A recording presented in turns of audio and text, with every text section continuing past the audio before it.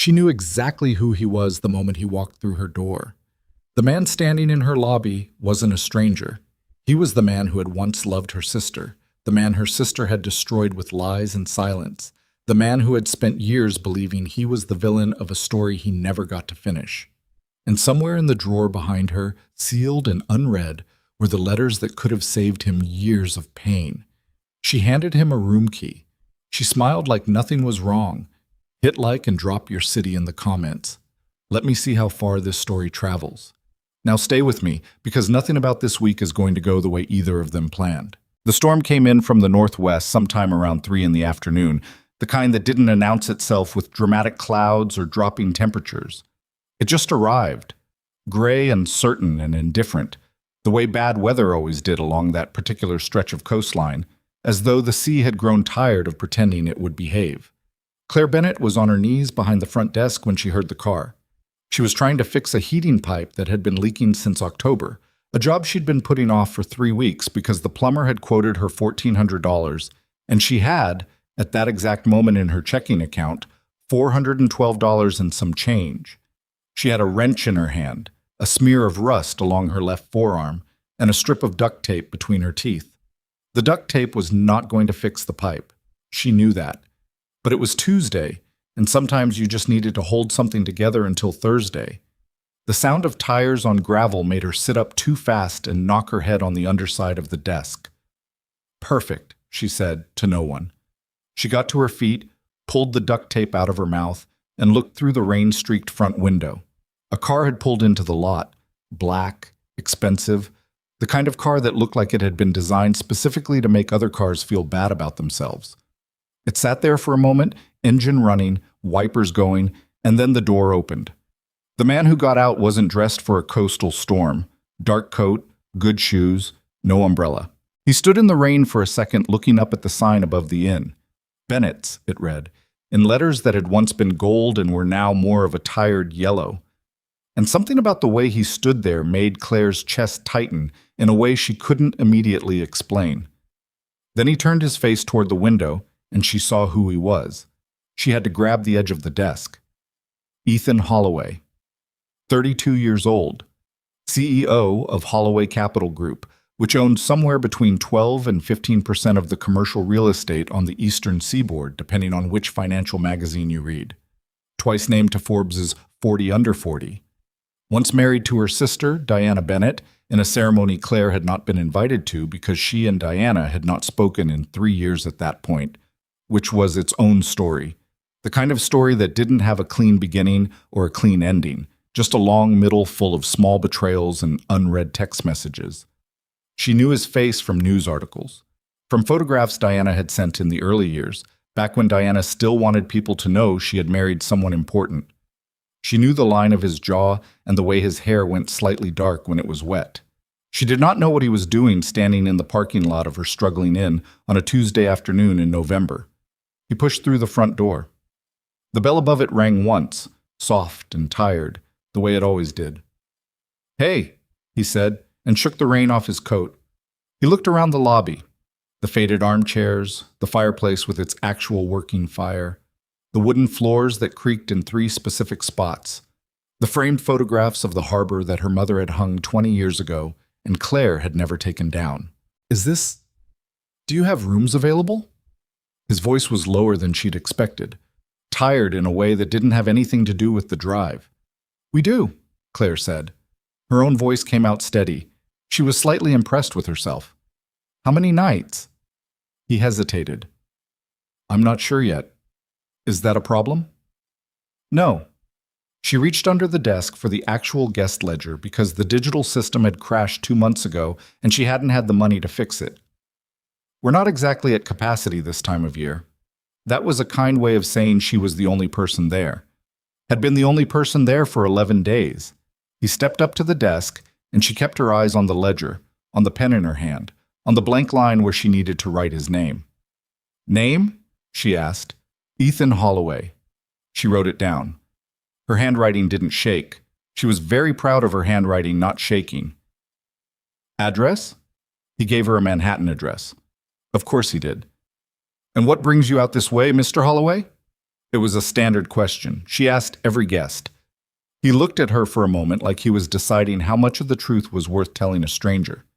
Needed to get somewhere quiet, he said finally. You picked a good week for it, Claire said. Storm's supposed to sit on us until at least Thursday. Something moved across his face. Not quite relief. Maybe the closest thing to it he'd let himself feel in a while. That's fine, he said. That's actually fine. She gave him room 4, which was the best room. It faced the water, had the working radiator, and had a bathroom where the hot water pressure was actually good. It was also the most expensive room, which at this inn meant it cost $95 a night, a price that was probably an insult to a man who owned a percentage of the eastern seaboard, but was the most Claire felt she could charge with a straight face, given the state of the ceiling in the hallway. She watched him carry his own bag up the stairs. Then she sat down in the chair behind the desk, put her face in her hands, and stayed like that for about 45 seconds. Pushk. Diana had not been a bad person. Exactly. That was what made it complicated. She had been selfish in the particular way that very beautiful people sometimes were. Not cruel, just careless, the way someone is careless with things they assume will always be available to them. She had taken what she wanted and left behind what didn't suit her, and she had never once, in Claire's memory, seemed to understand why that might eventually cost her something. She had met Ethan Holloway at a charity gala 7 years ago. Claire had been 23, working double shifts at a restaurant in Portland, sending what money she could back to their mother who was running this inn alone and getting tired.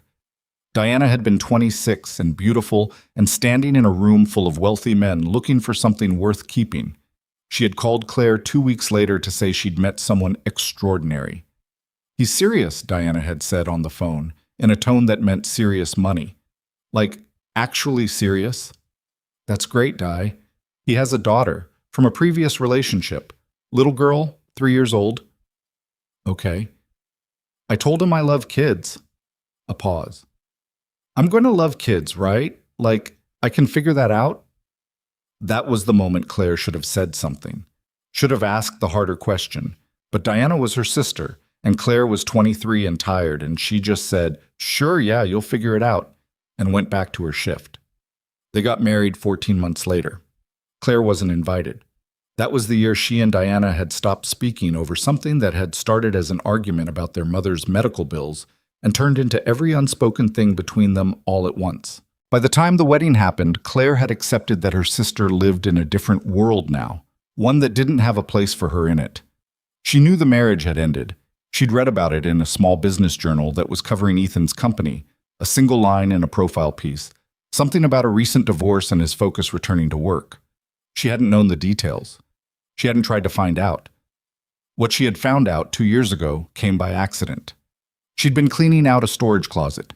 Her mother had died the previous spring, leaving Claire the inn and a quiet, enormous debt. And in a box of her mother's things, she found a bundle of envelopes. 7 of them, bundled with a rubber band, all addressed to Diana at their mother's address, all unopened, all in the same handwriting, all from Ethan Holloway.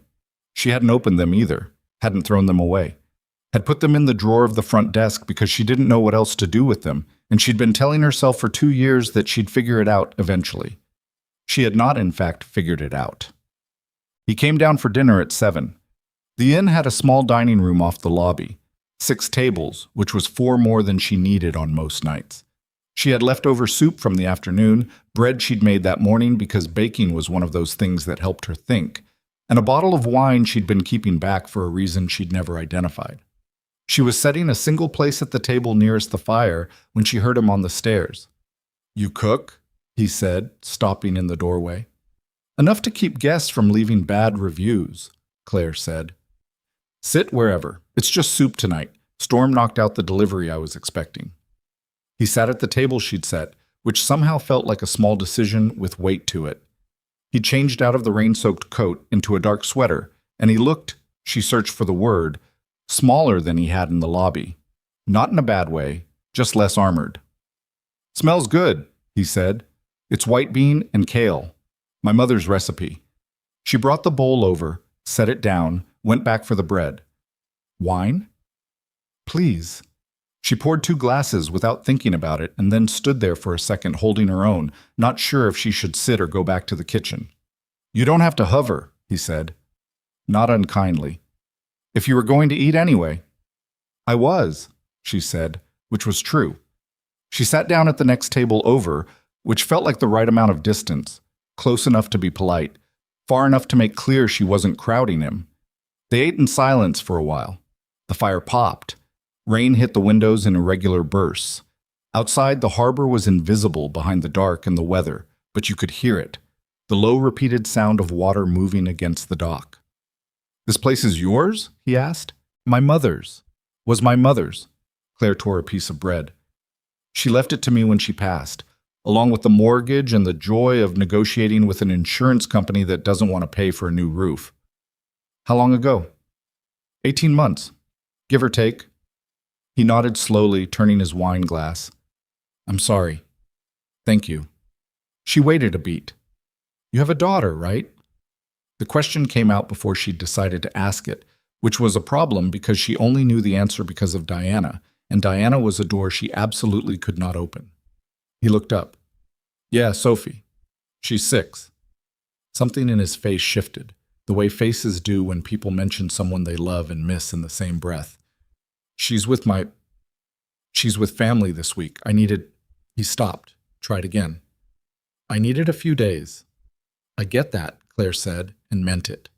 He looked at her for a moment, like he was trying to figure out if she was being polite or honest, and apparently decided on honest because he relaxed slightly. This probably sounds ridiculous, he said, but I drove past this place 3 times before I stopped. Why'd you stop the 4th time? The light, he said, and nodded at the window. You had a light on in the front window. Everything else along this road was dark and shut up for the season, and you had a light on. She thought about the lamp she kept burning in the front window. She kept it on because her mother had always kept it on, had said once that a dark inn looked like a dead inn, and a dead inn turned people away. She'd kept that lamp on every night for 18 months without thinking much about it. Glad it worked, she said. Me too, he said quietly, looking back at his soup. Me too. The storm got worse overnight. By morning, it was the kind of weather that rewrote your plans. The road that connected the inn to the main coastal highway had water running across it in 2 places. The weather report on Claire's phone showed the system stalling out, possibly through Friday, maybe into the weekend. She found him in the dining room at 7:30, standing at the window with a coffee cup, watching the water. Road's bad, she said. I know. I tried to check it this morning. He turned around. He had circles under his eyes, the kind that suggested he'd slept but not well. I'm not in a hurry, if that's okay. It's okay, she said. I'll put breakfast together. She made eggs and toast and didn't make a big thing of it. He ate and she refilled his coffee twice, and they didn't talk much, but it wasn't an uncomfortable silence. It was the kind of silence that settles in when 2 people have agreed, without saying so, that they're not going to perform anything for each other today. Around 10, he appeared in the doorway of the back hallway where she was trying to address the pipe situation again. What's broken? He asked. This pipe. She sat back on her heels. It's been leaking since October. She looked at the duct tape in her hand and decided not to finish that sentence. Do you have a pipe wrench? She looked at him. Are you offering to help or asking an inventory question? Offering, he said. I'm not doing anything else. She handed him the wrench. He was not, it turned out, a man who was precious about getting his hands dirty. He lay on the floor of the back hallway in his good sweater and worked on that pipe for an hour and a half, asking her to hand him things, muttering at the corrosion, getting a grease mark on his forearm that he wiped on his sleeve without appearing to notice or care. You own a construction company or something? She asked, watching him. Real estate development, some construction. He grunted at a reluctant fitting. I spent summers on job sites when I was in college. My uncle was a contractor. I liked it. He paused. I don't do enough of it anymore. You do enough of sitting in boardrooms, though, I'm guessing. He laughed, a short, genuine sound that seemed to surprise him slightly. Yeah, more than enough. The pipe stopped leaking at 11:43.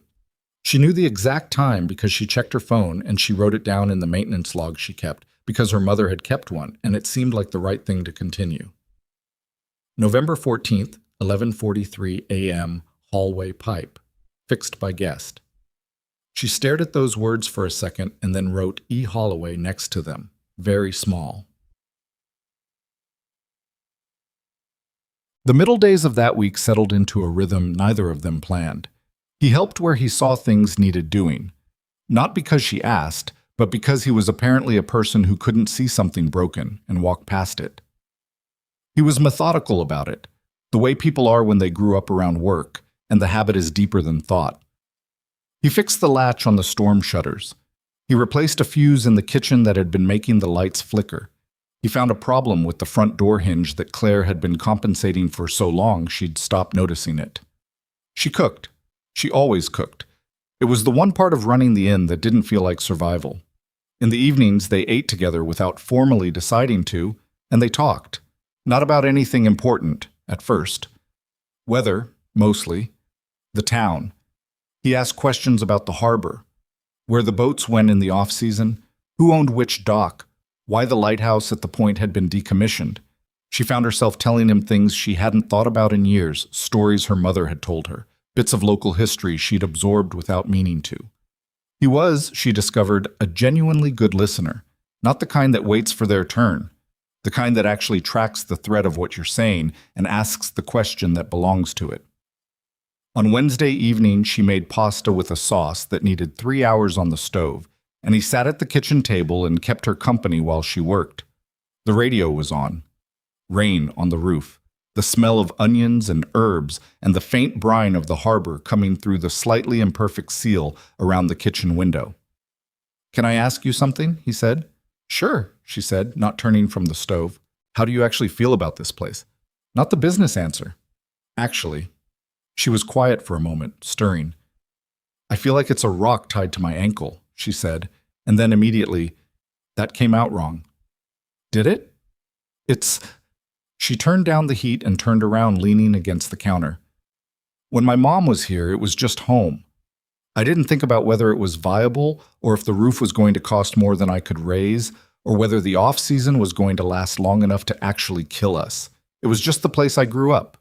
She looked around the kitchen. "Now it's all math, and the math doesn't work." He was watching her with that careful attention of his.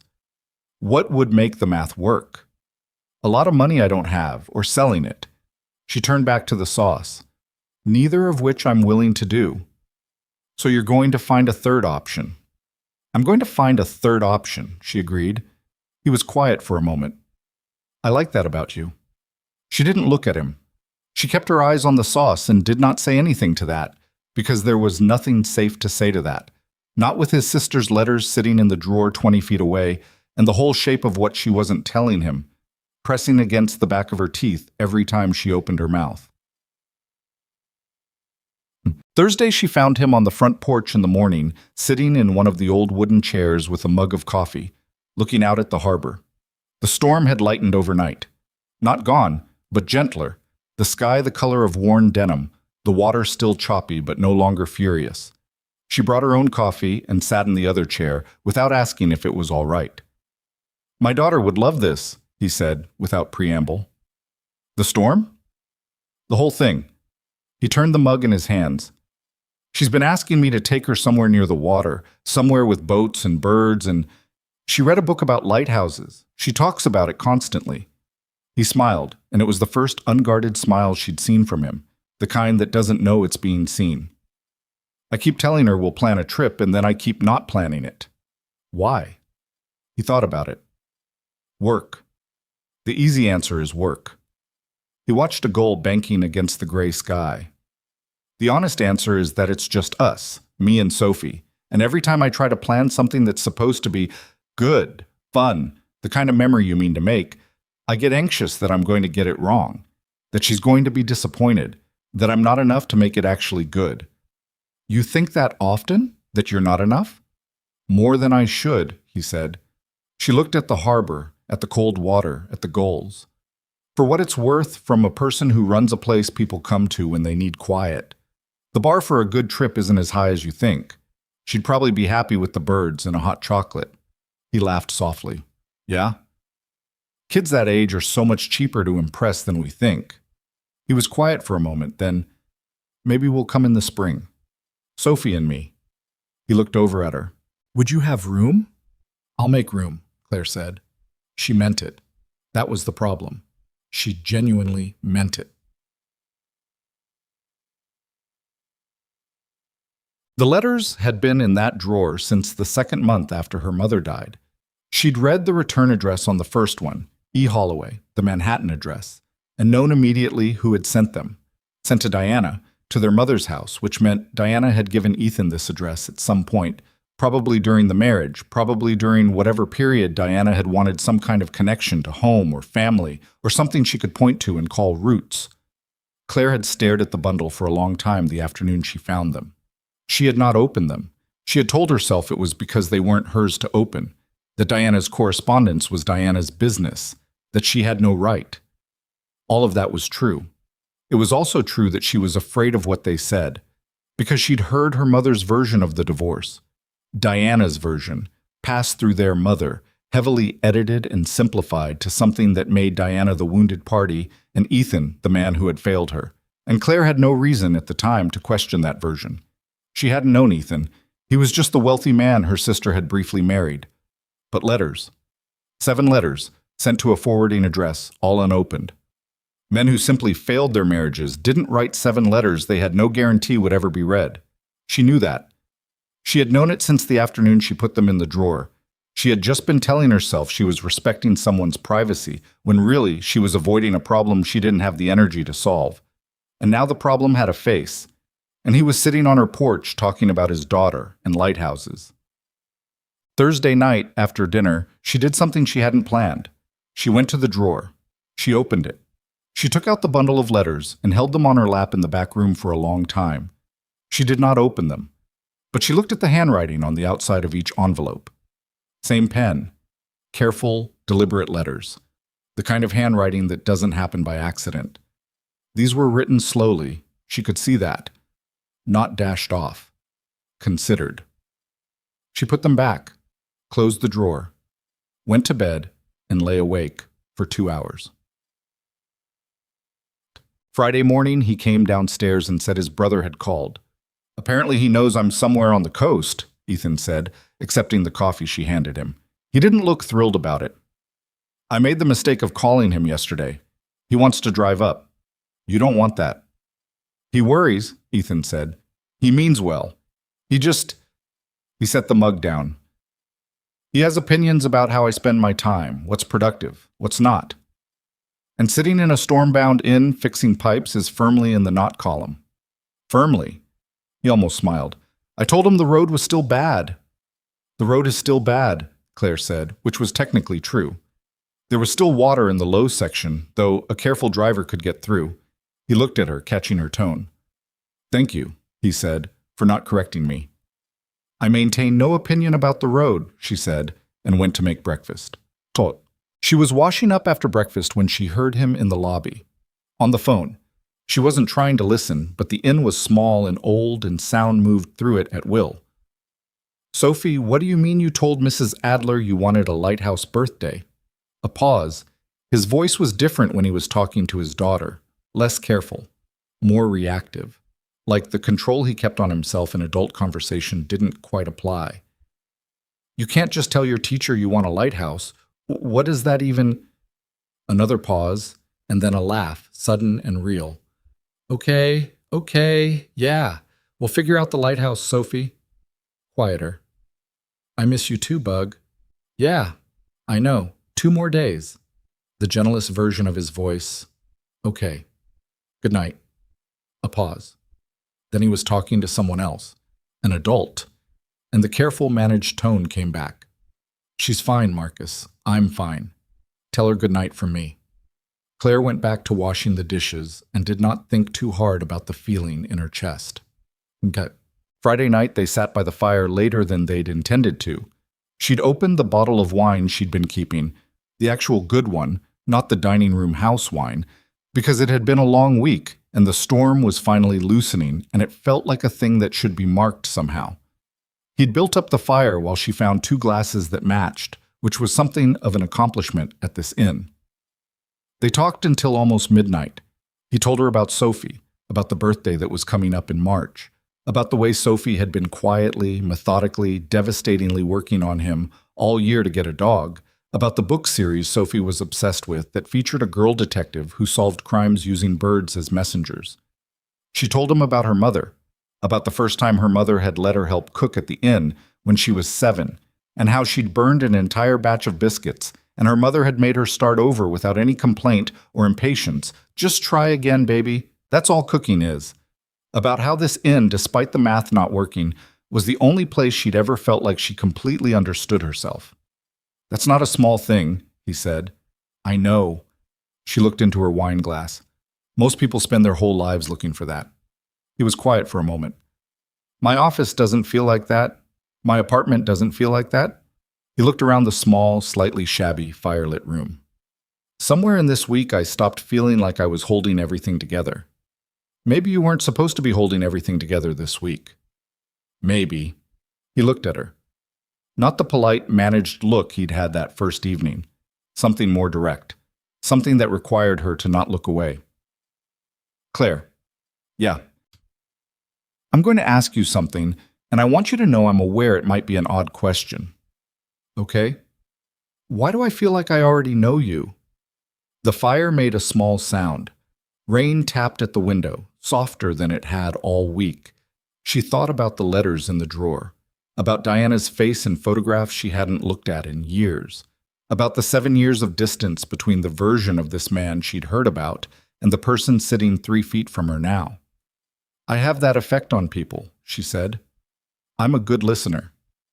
He held her gaze for a second longer, and she wasn't sure he believed her. Then he nodded slowly and looked back at the fire, and they sat in the kind of silence that had its own weight to it, comfortable and not comfortable at the same time, the way it feels when something is changing and you're not quite ready to name it. She locked up at midnight. She stood in the lobby for a moment after he'd gone upstairs, and she opened the drawer, and she looked at the letters again. 7 letters. His handwriting. Her sister's name. She thought about the conversation they'd just had, about the way he'd talked about his daughter, about the way he'd worked on that pipe for 90 minutes without being asked, about what he'd said on the porch. I keep getting it wrong. I'm not enough. She thought about what kind of man says that, not to get sympathy, not to get something, just because it was true and he was too tired to dress it up. She thought about Diana. She thought about the version of events she'd grown up with. The careless, wealthy husband, the collapsed marriage, the sister who had been failed. She thought about 7 sealed letters. She put them back in the drawer. She turned off the front lobby light, all except the small one in the window, the one her mother had always kept burning. She went upstairs. And she did not sleep for a long time. The road cleared on Saturday morning. She knew it before she checked, could feel it in the way the inn was quiet. Not storm quiet, but the regular quiet of a place waiting for things to return to normal. He came downstairs at 8 with his bag. Her heart did something she told it not to do. Road's clear, she said. Yeah, he set the bag by the door. I should get back. Sophie's coming home Sunday and I need to, he gestured vaguely. I need to do the things I've been avoiding all week. That's usually how it works. He stood at the front desk while she put together his bill. She added up the nights, wrote it on the paper, pushed it across. He looked at it for a moment. This is not enough, he said. That's what the room costs. Claire. That's what the room costs, she said again, quietly but clearly. He looked at her. He did that thing he'd been doing all week, that careful reading, like he was trying to see past the surface of something. Then he took out his wallet and paid in cash, which surprised her, and he left a separate amount on the counter that was more than the bill and less than charity, if that makes sense. Enough to matter, not enough to be an argument. The pipe, he said, when she started to push it back. For the pipe. She left it there. He picked up his bag. At the door, he paused and looked back. Spring, he said. I meant it, Sophie and I. I'll have room, she said. I meant it too. He nodded once, pushed through the door. She listened to his footsteps on the porch, on the gravel, the sound of the car door. She stood at the window, the one with the small lamp, her mother's lamp, and watched the black car pull out of the lot and disappear down the road. She stood there for a while after it was gone. Then she went to the drawer. She opened it. She picked up the letters. This time, she sat down. She sat with the letters in her lap for a long time before she opened the first one. The lobby was quiet. The lamp in the window threw a small circle of yellow light across the floor. Outside, the harbor made its low, patient sounds. Water against wood. The occasional creak of a mooring line shifting weight. The storm had moved on, but left the air clean and cold in the way coastal storms do, like the atmosphere had been wrung out and hung to dry. She told herself she was opening them because she needed to know, because she couldn't keep carrying something this heavy without at least understanding what she was carrying. She peeled back the flap of the first envelope carefully, the way you do when you're still pretending you might not go through with it. The letter was dated 3 years ago. March. 3 months, she calculated quickly, after the divorce had been finalized. Diana, I'm not writing to argue or to relitigate anything. I know that won't accomplish anything, and I'm honestly too tired for it. I'm writing because Sophie asked about you last week. She asked why you don't come to her school things anymore. She's 4. I didn't know what to tell her. I want to be fair about this. I've tried to be fair. But I need you to know that whatever you've told your family about why we ended, I hope at some point you'll find a way to tell the truth. Not for me. I've accepted that I can't make you do that. But for Sophie, who is going to grow up and ask questions, and I'd like her to have access to accurate answers when she does. I'm not asking you to come back. I'm not asking for anything. I just need you to know that she's doing well, in case you care about that, and that I told her you love her even though I'm not certain that's something you know how to do right now. Eclair sat with that letter for a long time. Then she opened the second one. She read all 7. By the time she got to the last one, written 14 months ago, shorter than the others, with less of the careful restraint that marked the early letters, she had a very clear picture of something she had suspected and spent years not wanting to confirm. The last letter was 3 paragraphs. In the second paragraph, Ethan wrote, I'm done trying to reach you, not because I'm angry, though I have been. I'm done because Sophie deserves to stop waiting for something that isn't coming, and I need to let her stop waiting. I'm going to stop telling her you might come to things. That's on me. Should have stopped saying it sooner. I don't know what version of our marriage you've been telling people. I have a reasonable guess. I just want you to know that the people in your life who believe that version don't know you the way I thought I did. And I'm sorry for that, genuinely. Because the person I thought you were was actually someone I could have loved a long time. That's the last I'll say. Claire folded the letters back into their envelopes. Her hands were steady. Her chest was not.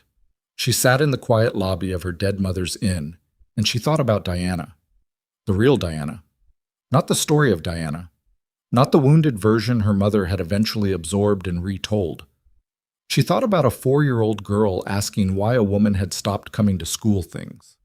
She thought about a man who had written 7 careful letters to someone who had never opened a single one of them. She put the letters back in the drawer. She did not sleep at all that night.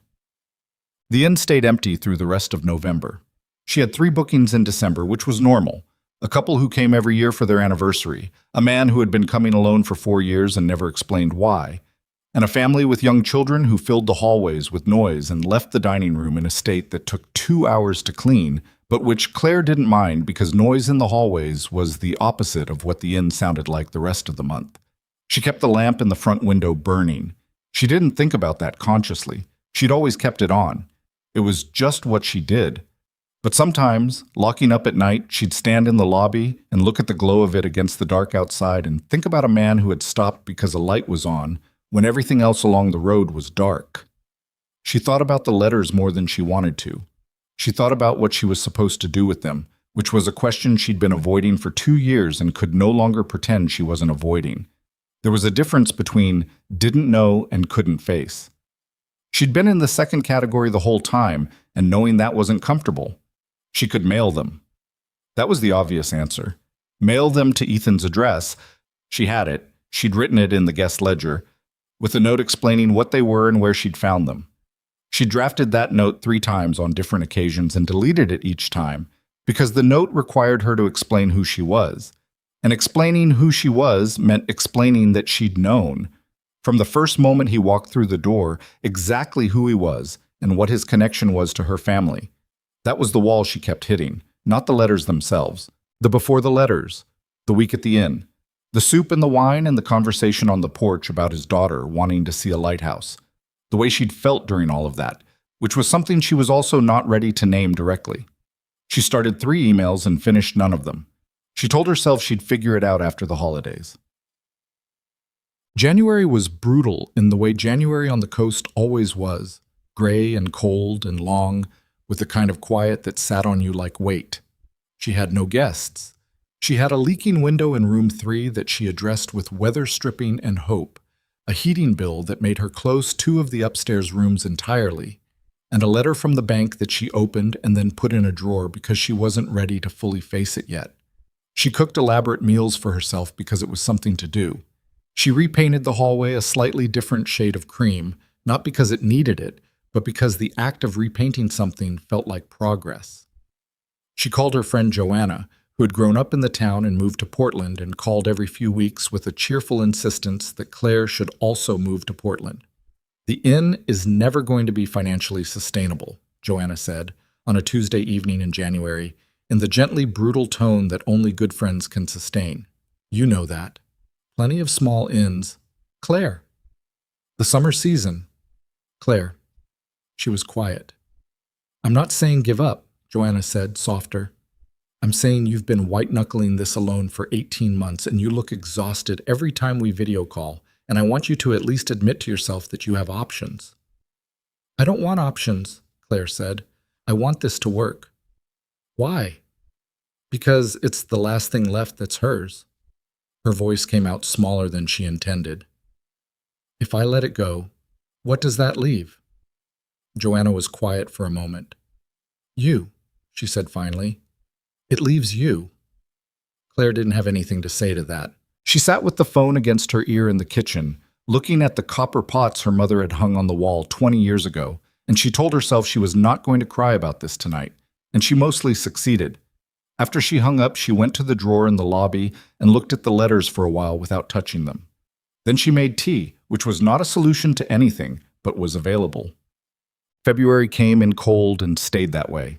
She'd been watching a window in the dining room that had been slowly separating from its frame, a gap she could get 2 fingers into on the worst days, which let in a draft that made the east side of the room nearly unusable.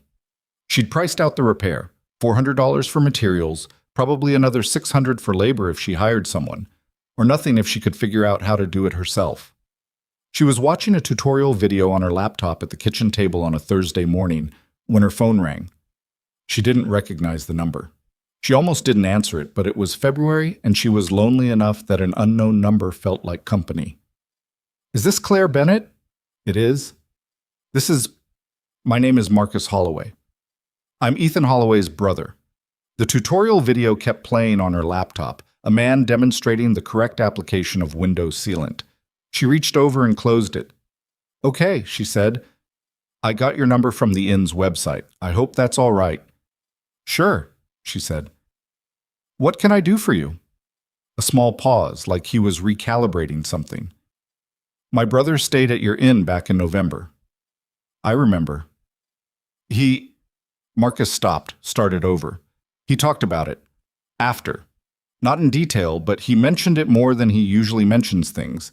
Ethan doesn't talk about where he goes or what he does. He mentioned your inn." Claire was not sure where this was going, but she had a feeling starting in her stomach that she didn't like. "What is it you need, Mr. Holloway?" "I'd like to come up and see the place," Marcus said. "If that's possible. I'm in Boston for the week." "That's an hour-and-a-half drive in February." "I know. Why?" she asked directly, because she was tired and because the only polite thing she could do at this point was be honest. Another pause. This one felt more deliberate. "I have a business interest in coastal properties," he said. "Ethan's company, as you may know, does real estate development. I thought it might be worth a look." She sat with that for a moment. It was a reasonable explanation, and it was also, she was almost certain, not the whole explanation. "I don't have any interest in selling," she said. "I'm not necessarily talking about selling. There are other arrangements." "I'd have to think about it." "That's fair." He gave her his number. "Could I come Friday?" She looked out the kitchen window at the gray February harbor. She thought about the gap in the dining room window frame, the bank letter in the drawer, the mortgage that was not getting smaller on its own. Friday's fine, she said. Marcus Holloway arrived on Friday at 11 in the morning in a car that was very similar to his brother's but somehow managed to feel more aggressive, which Claire suspected was intentional. He was 38, she guessed, with Ethan's dark coloring but a different bearing entirely. Where Ethan had been careful and contained, Marcus moved through space like he was accustomed to it accommodating him. He was not unpleasant. He shook her hand, accepted the coffee she offered, looked around the lobby with the particular attention of someone doing a professional assessment while pretending to make conversation. "It's a beautiful property," he said, which was the right thing to say and probably also true. "Thank you. The bones are excellent. The location is exceptional." He looked at the harbor through the front windows. "I can see why Ethan liked it." Claire said. He turned to look at her then, and she had the feeling of someone shifting from preamble to actual subject. "Can I be direct with you, Ms. Bennett? Please?" "My brother is not in a good place." He said it plainly, without drama, but also without softening. He's been running on empty for 3 years. He works too much. He doesn't sleep enough. And he has a 6-year-old daughter who needs more of him than he's been able to give because he's been keeping himself together with business and routine. He paused. He came back from this trip in November, different, not dramatically, but I've known him his whole life, and there was something eased in him that I haven't seen in years. Claire kept her face neutral. "I'm glad the stay was restful." "It wasn't just the stay." Marcus looked at her steadily. "He mentioned you. I'm sure he was being polite." "Ethan is not polite," Marcus said. "He's courteous, which is different. Polite people say what's expected. Ethan doesn't mention things unless they matter to him." She was quiet. Marcus turned his coffee cup on the table. "I looked you up, Miss Bennett, after he came home." There it was. She'd known it was coming, felt it in the architecture of the conversation, the way you can see the shape of a wave before it arrives. "And?" she said. "And I know who your sister is." His voice was even. Not accusatory, not warm, just even. "I know that Diana Bennett was married to my brother for 2 years. I know how that ended." He met her eyes. "And I know that you knew who he was when he walked through your door." The dining room was very quiet. A gull went past the window. "Yes," Claire said. "I did." "You didn't tell him." "No." "Why not?" She thought about how to answer that. The honest answer had several layers, and she wasn't sure she owed him all of them. "Because I didn't know how," she said finally. "And because I was afraid." Marcus studied her for a moment. "Afraid of what?" "That it would ruin the week." She said it quietly, but without apology. "He came here because he needed somewhere to put everything down for a little while. I didn't want to be the reason he picked it back up." Something moved across Marcus's face.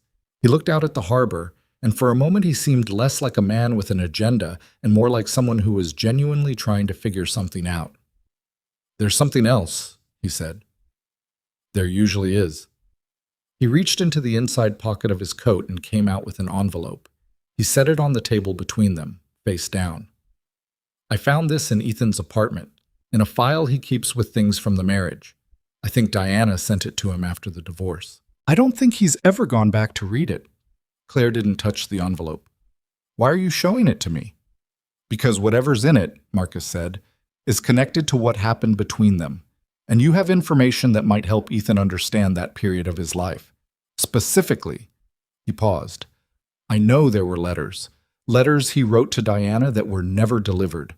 Our mother mentioned it once, years ago, and then never again." Claire's hands were very still on the table. "I don't know where those letters are," Marcus said. "But if they exist, and if they ever surfaced, that would be complicated. For Ethan. He's finally in a stable place. He's finally moving forward." He looked at her directly. "I'd like things to stay uncomplicated." There it was, laid out in plain language. "You're asking me not to tell him," Claire said. "I'm asking you to think about timing." Marcus turned the envelope over. She could see now that it was sealed, addressed in handwriting she recognized as Diana's, the large looping letters she'd always had, and about whether some truths serve a purpose or whether they just blow things up, Claire finished. "Yes," She looked at the envelope, at the coffee between them, at the harbor out the window, cold and flat and going nowhere. "And if I did decide to tell him," she said slowly, "you'd prefer I not do that. I'd prefer my brother not get hurt again." "By the truth?" "By the circumstances around the truth," Marcus said precisely. "There's a difference." She thought about that. It was not entirely wrong as distinctions went. Circumstances mattered. Context mattered. The fact that she'd spent a week with this man under false pretenses, even kind ones, even well-intentioned ones, was not a small thing. She knew that. But she also thought about those letters, about a 4-year-old girl asking why a woman had stopped coming to school things, about the people in your life who believe that version don't know you the way I thought I did. "What's in it for you?" she asked. "I mean specifically, not the version about protecting your brother, the real version." Marcus looked at her without flinching, which she respected. "I've spent 3 years helping him put himself back together," he said. "I'm not going to watch someone from Diana's family take him apart again." It was honest, at least. Ugly in the way honest things sometimes were, but honest. "I see," she said. "There's also this." He reached back into his coat and set something else on the table. A check. Her name on it. A number that made her breath catch somewhere in her throat. "For repairs," he said. "No conditions on how it's spent. The inn needs work and you need capital. That's just a fact." She looked at the check for a long time. The gap in the dining room window frame, the bank letter, the $400 for materials she didn't have, the third option she'd told Ethan she would find. She picked up the check. She looked at it. She set it back down. "No," she said. Marcus didn't move. "Ms. Bennett." "No," she said again, and her voice was quiet, but it was not uncertain. "I understand what you're doing, and I understand why you're doing it, and I'm not going to take your money. Not for this. It's not, Mr. Holloway." She looked at him. "If I wanted to be paid to keep quiet about inconvenient things, I had that option for 2 years before your brother ever walked through my door. I didn't take it then either." She pushed the check back across the table. "I'm going to figure out the inn on my own. I've been doing it on my own." He studied her for a moment. Then he picked up the check and folded it back into his pocket. "What are you going to do?" he said. "I don't know yet," she said honestly, "but I'm going to do it without taking money from someone who wants something from me." He stood, buttoned his coat. He looked, she thought, like a man who had come here expecting one outcome and was leaving with something he hadn't prepared for. At the door, he turned back. "He's planning to bring his daughter in March," he said. "Spring, he told me." "I know," Claire said. "He's looking forward to it." "I know that too." Marcus looked at her for a moment with something that might have been reluctant respect or might have been calculation. She couldn't quite tell which and thought it was probably both. Then he nodded once and left. She sat at the table for a long time after his car pulled out of the lot. Then she went to the lobby. She opened the drawer. She took out the bundle of letters, all 7 of them, still in their envelopes, still in the rubber band her mother had put around them for reasons Claire had never asked about, and now never could. She set them on the desk in front of her. The weeks after Marcus's visit were the longest of the winter. She knew what she needed to do. She'd known it, if she was honest, since the night she'd read the letters. Maybe since the moment she'd first seen Ethan Holloway's name on the guest ledger, his handwriting careful and deliberate. But knowing what you need to do and doing it are separated by an enormous amount of ordinary time. The kind of time you fill with cooking and repainting hallways and watching window repair tutorials and calling friends in Portland who tell you things you aren't ready to hear. She drafted the letter to him 6 times. The first draft was too formal. It read like a legal document, which was not what she was going for, but was what happened when she was nervous and defaulted to precision. The second was too emotional in the wrong direction, too apologetic in the way that asks for absolution rather than giving information. The third was fine, but she read it back and thought about him reading it and decided fine was not enough. She deleted them all and started over. What she settled on, eventually, was not long. She told him who she was, who Diana was to her, what she'd known when he checked in, and why she'd made the choice she'd made. She told him about the letters, that she'd found them in her mother's things, that she hadn't opened them for 2 years and then had, and that what she found in them had changed what she understood about what had happened between him and her sister. She told him she was sorry for every day she'd sat across from him or worked beside him or talked to him by the fireplace and not said the true thing. She did not ask him to call her. She did not ask for forgiveness. She did not suggest that they continue anything. She just wrapped the 7 letters back in their rubber band, put them in a padded envelope with her letter on top, sealed it, and drove to the post office before she could read it again and change her mind. March arrived. The coast changed in March in ways that were subtle and then suddenly obvious. The quality of light shifted. Something in the air turned less like an ending and more like a hesitation before something new. The harbor came back to life by degrees. A few fishing boats that had been dry docked, the marina's seasonal staff returning, the small bait shop at the end of the dock propping its door open during the warmest hours of the afternoon. Claire repainted the front porch. It needed it. The paint had been peeling at the corners since the previous summer, and she'd been meaning to address it since October. She did it herself over the course of 3 days, in the cold and the slanted March light, and it looked better when she was done. Not perfect. It would need doing again in a couple of years. But better. She fixed the dining room window with the help of a different tutorial video and a man at the hardware store named Don who spent 15 minutes explaining exactly what she needed and then carried the materials to her car without being asked. She opened 2 of the upstairs rooms she'd closed in January and turned the heat back on and cleaned them thoroughly, which took most of a Monday. She did not hear from Ethan. She had not expected to, necessarily. She'd told him she didn't need a reply. She'd meant it. But there was a difference between not needing something and not feeling its absence, and the absence of a response had a specific weight to it that she carried around the inn with her through the second week of March, while she restocked the kitchen and replaced the bulbs in the hallway fixtures and tried not to check her phone. On the 15th, she got an email from a travel blog that wanted to do a feature on small coastal inns. She wrote back. On the 16th, she got a call from a woman who wanted to book room 4 for a week in April for what she described as a writing retreat, which was a term Claire associated with people who arrived with ambitious intentions and left having mostly read and eaten well, which was fine. That was what the inn was for. On the 17th, in the late afternoon, she heard a car in the lot. She was in the kitchen. She heard gravel, a door, 2 sets of footsteps on the porch. One heavier, one quick and light. The pattern of a small person who is moving at speed, because moving at speed is the natural state of someone that age. The bell above the front door rang. She wiped her hands on her apron. She walked out of the kitchen. Ethan was standing in the lobby with a 6-year-old girl who had his dark hair and a coat that was slightly too big for her and both arms wrapped around a stuffed penguin that had clearly been loved to the point of structural compromise. He looked at Claire. She looked at him. She had prepared something to say. She'd been preparing it for weeks, a version of hello that would acknowledge everything without requiring anything. She'd rehearsed the exact neutral, composed way she would greet him. What she said was, "You came." What he said was, "I said I would." The girl looked up at Claire with the direct, assessing attention that small children have before they learn to be polite about it.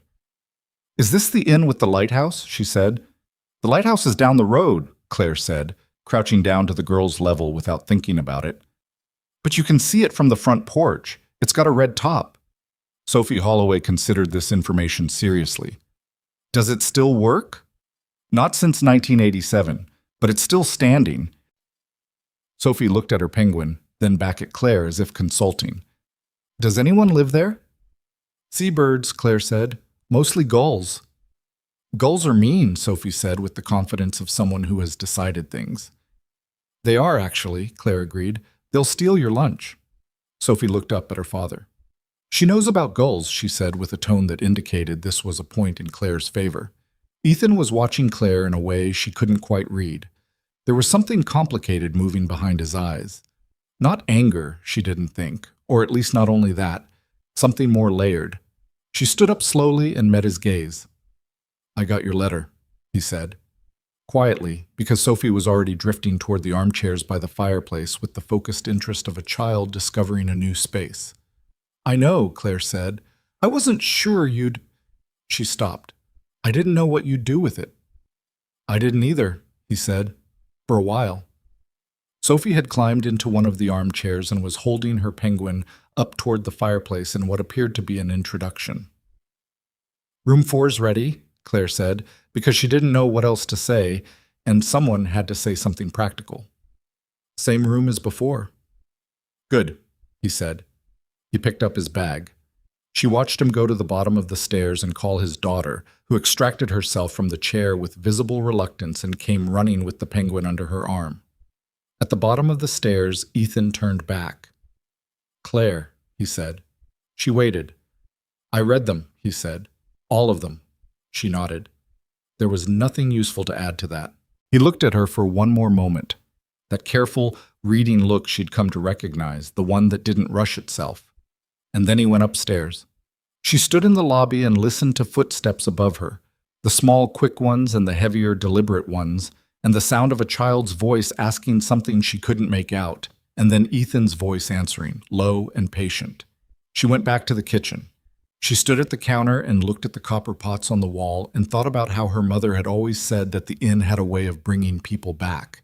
She'd said it like it was something she'd observed, a property of the place itself, the way some places hold warmth and other places don't. Claire had always thought it was a nice thing to say, a sentimental thing, the kind of comfort you offer to a building as much as to anyone. She put a pot of water on to boil and started thinking about dinner, and she thought her mother might have been right after all. Dinner that first evening was chicken with roasted vegetables and bread she'd made that afternoon. The same bread she always made when she didn't know what else to do with her hands. Sophie ate with the focused intensity of a child who had been in a car for 2 hours and was making up for lost time, and she talked, not nervously, not performatively, but in the continuous, associative way that 6-year-olds talk when they feel comfortable, jumping from the penguin's name, Gerald, she explained, because he looked like a Gerald, to the book she'd been reading in the car, to a detailed account of a disagreement she'd had with a classmate named Priya over whether penguins could theoretically live at the North Pole if someone moved them there. They could survive, Sophie said, with the authority of someone who had given this genuine thought. The temperature is right, but they'd be confused. About what? Claire asked. The other animals. They don't know polar bears. Sophie considered her bread. Gerald would be okay because Gerald is brave, but regular penguins would probably be nervous. Ethan was watching his daughter with the expression Claire had noticed before. The unguarded one. The one that didn't know it was being seen. Something about it hurt in a way she didn't examine closely. Where did you read about polar bears and penguins? He asked. I didn't read it, I thought it, Sophie said, as though this distinction were obvious. You thought the whole polar bear penguin migration theory. Yes, by yourself. Dad. Sophie gave him a look of patient exhaustion that was too old for her face by about 30 years. I think things by myself all the time. Claire pressed her mouth together to keep from laughing. Ethan caught her doing it, and something shifted briefly in his expression. Not quite a smile, not yet, but the infrastructure of one. After dinner, Sophie fell asleep on the armchair by the fireplace before Ethan had finished clearing the table, still holding Gerald, one sock half off, with the totality of unconsciousness that children have when they've decided they're done being awake. Ethan came to the doorway of the dining room and looked at her, and then looked at Claire. I should get her upstairs, he said. I'll get the fire banked. He carried Sophie up without waking her, which was clearly something he'd done enough times that he had a system. The particular angle of holding that avoided the creaky third stair, the way he shifted her weight at the landing. Claire watched him go and then turned to the fireplace and did something useful with her hands. She was in the kitchen washing up when she heard him come back downstairs. He appeared in the kitchen doorway. She's out, he said. She earned it. Gerald's philosophical dilemmas alone would exhaust most adults. He almost smiled again. He was still doing that. Almost, but not quite, like the full version of it required something to be settled first. Do you want tea? She asked. Or there's the rest of that wine from dinner. Tea is fine. She put the kettle on. He sat at the kitchen table, which was where he'd sat in November when she'd been making the 3-hour sauce, and the familiarity of it had an edge to it now. The same table, the same kitchen, but with everything that had been unspoken in November now said and sitting between them like something that had been set down and not yet picked up. "I want to ask you something," he said, while she was getting mugs down. His voice was level, careful. "Okay. In November, that first night, when I walked in and gave you my name," he paused. "What did you feel?" She set the mugs on the counter. The kettle was heating. Outside, the March harbor was dark and quiet. "Like the floor had moved," she said honestly. "But you didn't say anything." "No." "Why not right then? Not the whole week, just that first moment. Why not just say, 'I know who you are, this is a strange situation. Do you want me to call someone else?'" She turned around and leaned against the counter. He was watching her the way he always watched things he was trying to understand, without judgment in his face, but with a quality of attention that didn't let you get away with approximate answers.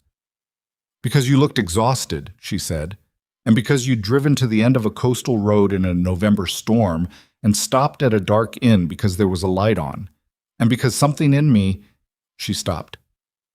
"Something in me thought that whatever you needed, it wasn't more complicated information. That wasn't your call to make. I know. I told you things, that week." His voice stayed even, but there was something moving underneath it. "About Sophie, about—" He stopped himself. "I said things I don't say to people." "I know that too." "And the whole time I knew," she said. "Yes." He was quiet.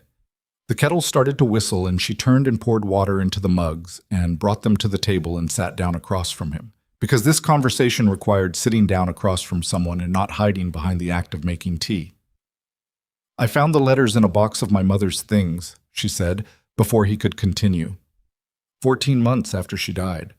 I didn't know they existed. Diana had apparently given your address to my mother at some point during your marriage, and when the letters started coming, my mother kept them. I don't know why. I don't know if she meant to give them to Diana, or if she just couldn't bring herself to send them back or throw them away. She wrapped her hands around her mug. "I found them, and I didn't open them for 2 years. "Why not?" "Because I'd only ever heard one version of what happened between you and Diana," she said. "My mother's version, which was Diana's version, and I was—" She thought about the right word. "I was afraid that opening them would mean having to reckon with the fact that the version I'd been given wasn't complete." He was watching her. "Was it?" "Incomplete." "Very," she said quietly. He looked down at his tea. Something moved across his face. Not surprise exactly. More like the particular expression of someone hearing a thing confirmed that they'd suspected for so long it had stopped feeling like suspicion and started feeling like a fact they just couldn't prove. "What happened with you and Diana?" he asked. "You said you two weren't speaking by the time of the wedding." "We stopped speaking over our mother's medical bills," Claire said, "which was the official reason. The real reason was that we'd been running out of room for each other for years, and the bills gave us an excuse to make it formal." She paused. "Diana wanted a different life than the one we'd grown up in. She wanted it very badly, and she was—" Claire chose her words carefully, not from protectiveness of Diana, but from precision. "She was someone who was very good at making people believe they were giving her what she needed, when actually she was taking it." The kitchen was very quiet. "I know," Ethan said. "Just that. I'm not trying to—" "Poop! I know," he said again. "You're not telling me anything I haven't had years to figure out." He turned his mug in his hands. "What I didn't know was how much of what she told people about the marriage was—" He stopped, started again. "She told her family I'd been emotionally absent, focused only on work, that she'd tried to make things work, and I'd been checked out." Claire said nothing. "Was that what you'd been told?" he asked. "Approximately," she said. "Yes." He nodded slowly, not surprised. Still something that looked like the confirmation of an old and tiresome pain. "I was focused on work," he said. "I won't pretend I wasn't. Sophie's mother, we were never married. That was a different situation entirely. And when she left, I was 26 with a 2-year-old and a company that was at a critical point, and I made choices about where my attention went that weren't always the right ones." He paused. "But I was there. I showed up. And when I started to understand what Diana actually wanted versus what she said she wanted, I tried to have that conversation, and she—" He stopped. "You don't have to explain it to me," Claire said. "I know." He looked at her. "I think I want to, though, because you spent a week with me, and you knew who I was, and you made a decision to let things be what they were without telling me. And I'm trying to understand if you were protecting something or just avoiding something." The directness of it landed cleanly. She didn't flinch from it. "Both," she said. "I think it was both." He nodded. He didn't look angry exactly, but he didn't look resolved either. He looked like a man in the middle of something, which was fair because he was. "I need to think," he said. "Okay, not about whether I'm glad I came back. I know the answer to that." He looked up. "About the rest of it." She nodded. She understood what he was asking for, even without him saying it directly. Space inside this visit to be here and not here at the same time. To let Sophie see the lighthouse and pet a gull and eat good food and sleep in a room with good water pressure while he worked through the architecture of what he'd been handed. "Room 4 has extra blankets in the closet," she said. Sophie looked cold in the car. The corner of his mouth moved. Not quite a smile, but close. "Thank you," he said. "Good night, Ethan." "Good night." She washed the mugs after he went upstairs. She stood at the kitchen sink and looked at her own reflection in the dark window above it, distorted slightly by the old glass, and she thought about the conversation they'd just had and thought it had gone as well as she had any right to expect. That was the night Marcus arrived. She didn't know he was coming. That was the thing she kept returning to in the days that followed, not as an excuse, but as a fact that mattered. She had not known. She had not prepared. What happened in real time, without rehearsal, which meant that when it went wrong in the irreversible way that unrehearsed things do. She heard the car at 9:15. Ethan was upstairs. Sophie was asleep. Claire was in the lobby with a book she hadn't actually been reading, sitting in one of the armchairs by the window, when headlights swept across the front of the inn. She knew the car. She'd seen it once before, in February, in the same lot. She got to the door before Marcus could knock and stepped out onto the porch, pulling the door mostly closed behind her. The night was cold and clear, the harbor a dark mirror below the road. "Mr. Holloway," she said, keeping her voice low, "this isn't a good time." Marcus looked at her. He'd driven up from wherever he'd been without calling ahead, which told her something about the state he was in. He looked less composed than he had in February. His coat was open, his expression tight in a way that suggested several hours of wrestling with the decision. "Is he here?" he said. "He's here." "Does he know?" He meant about her, about Diana, about all of it. "We talked," she said. Something flickered in his face. "What did you tell him?" "The truth," Claire said. "Most of it. We're still working through it." Marcus looked past her at the closed door. "He called me this afternoon. From the road, before he got here. He sounded—" Marcus stopped. He sounded like he did at the beginning, when everything was falling apart. "He's not falling apart. He's thinking. You don't know him the way I do." "No," she said. "I don't." Marcus looked at her steadily. "What is it you think is going to happen here, Ms. Bennett? You tell him everything. He forgives you for the deception. And then what? He starts coming to this inn on weekends? He integrates you into his life, his daughter's life, and 6 months from now it goes wrong the way things always go wrong, and Sophie is the one who pays for it?" His voice was controlled, but there was heat in it, the heat of something he'd been containing for a long time. She already lost one person who was supposed to be a constant. Diana walked out and never looked back, and Sophie was 4 years old. "I know how old she was," Claire said quietly. "Then you understand why I'm not willing to let someone else do that to her." "I'm not Diana." "No," Marcus said. "Diana was upfront about what she wanted. You spent a week lying to my brother by omission. It landed hard, the way true things do when someone delivers them without flinching." "I've already acknowledged that," she said. "Acknowledging it isn't the same as it not having happened."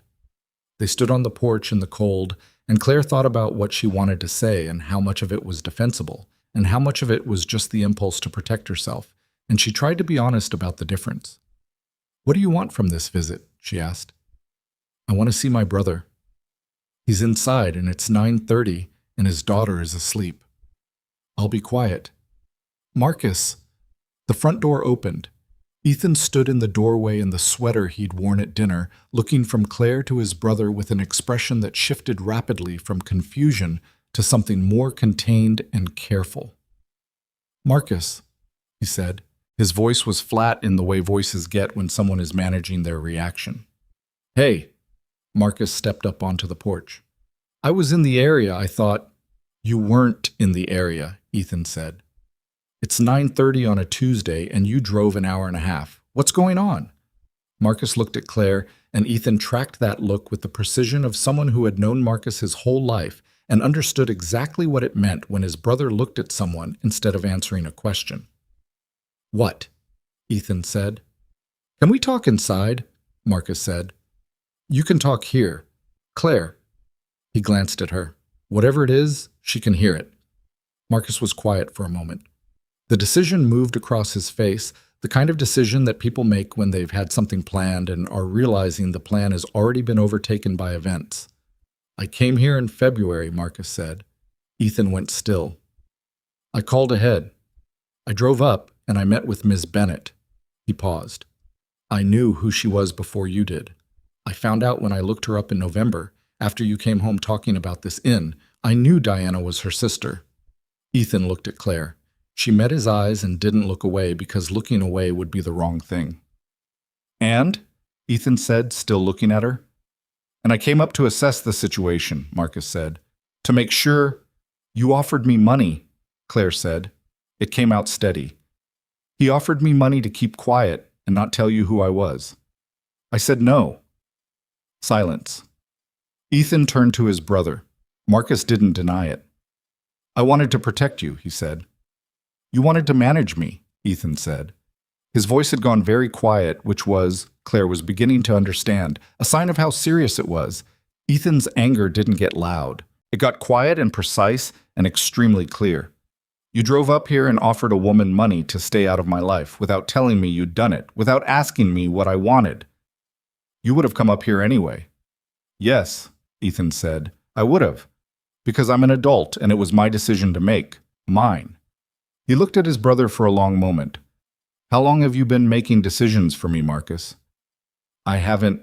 The Carlisle deal last year. You pulled that without consulting me because you decided it would stress me out. The timing was the thing with Sophie's school.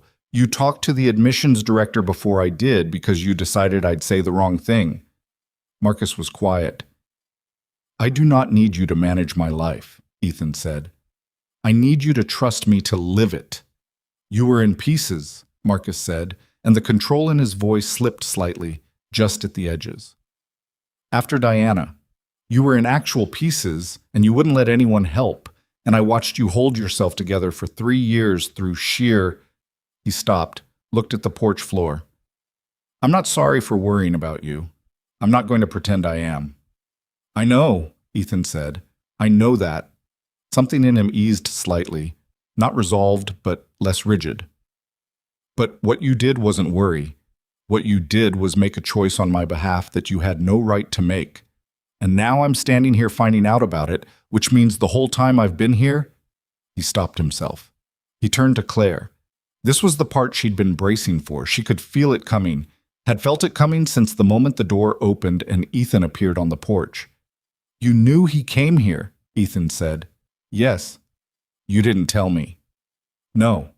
He offered you money and you turned it down and you still didn't tell me he'd come. I was going to... She stopped herself from finishing that sentence because I was going to tell you when the time was right was not a defense. It was a continuation of the same pattern he'd just articulated. I made another choice not to say something, she said instead. I thought I was protecting the visit, what you and Sophie were having here. I didn't want to introduce something that would... I didn't want to put Marcus in the room when what was already between us was hard enough. But that wasn't your call, Ethan said.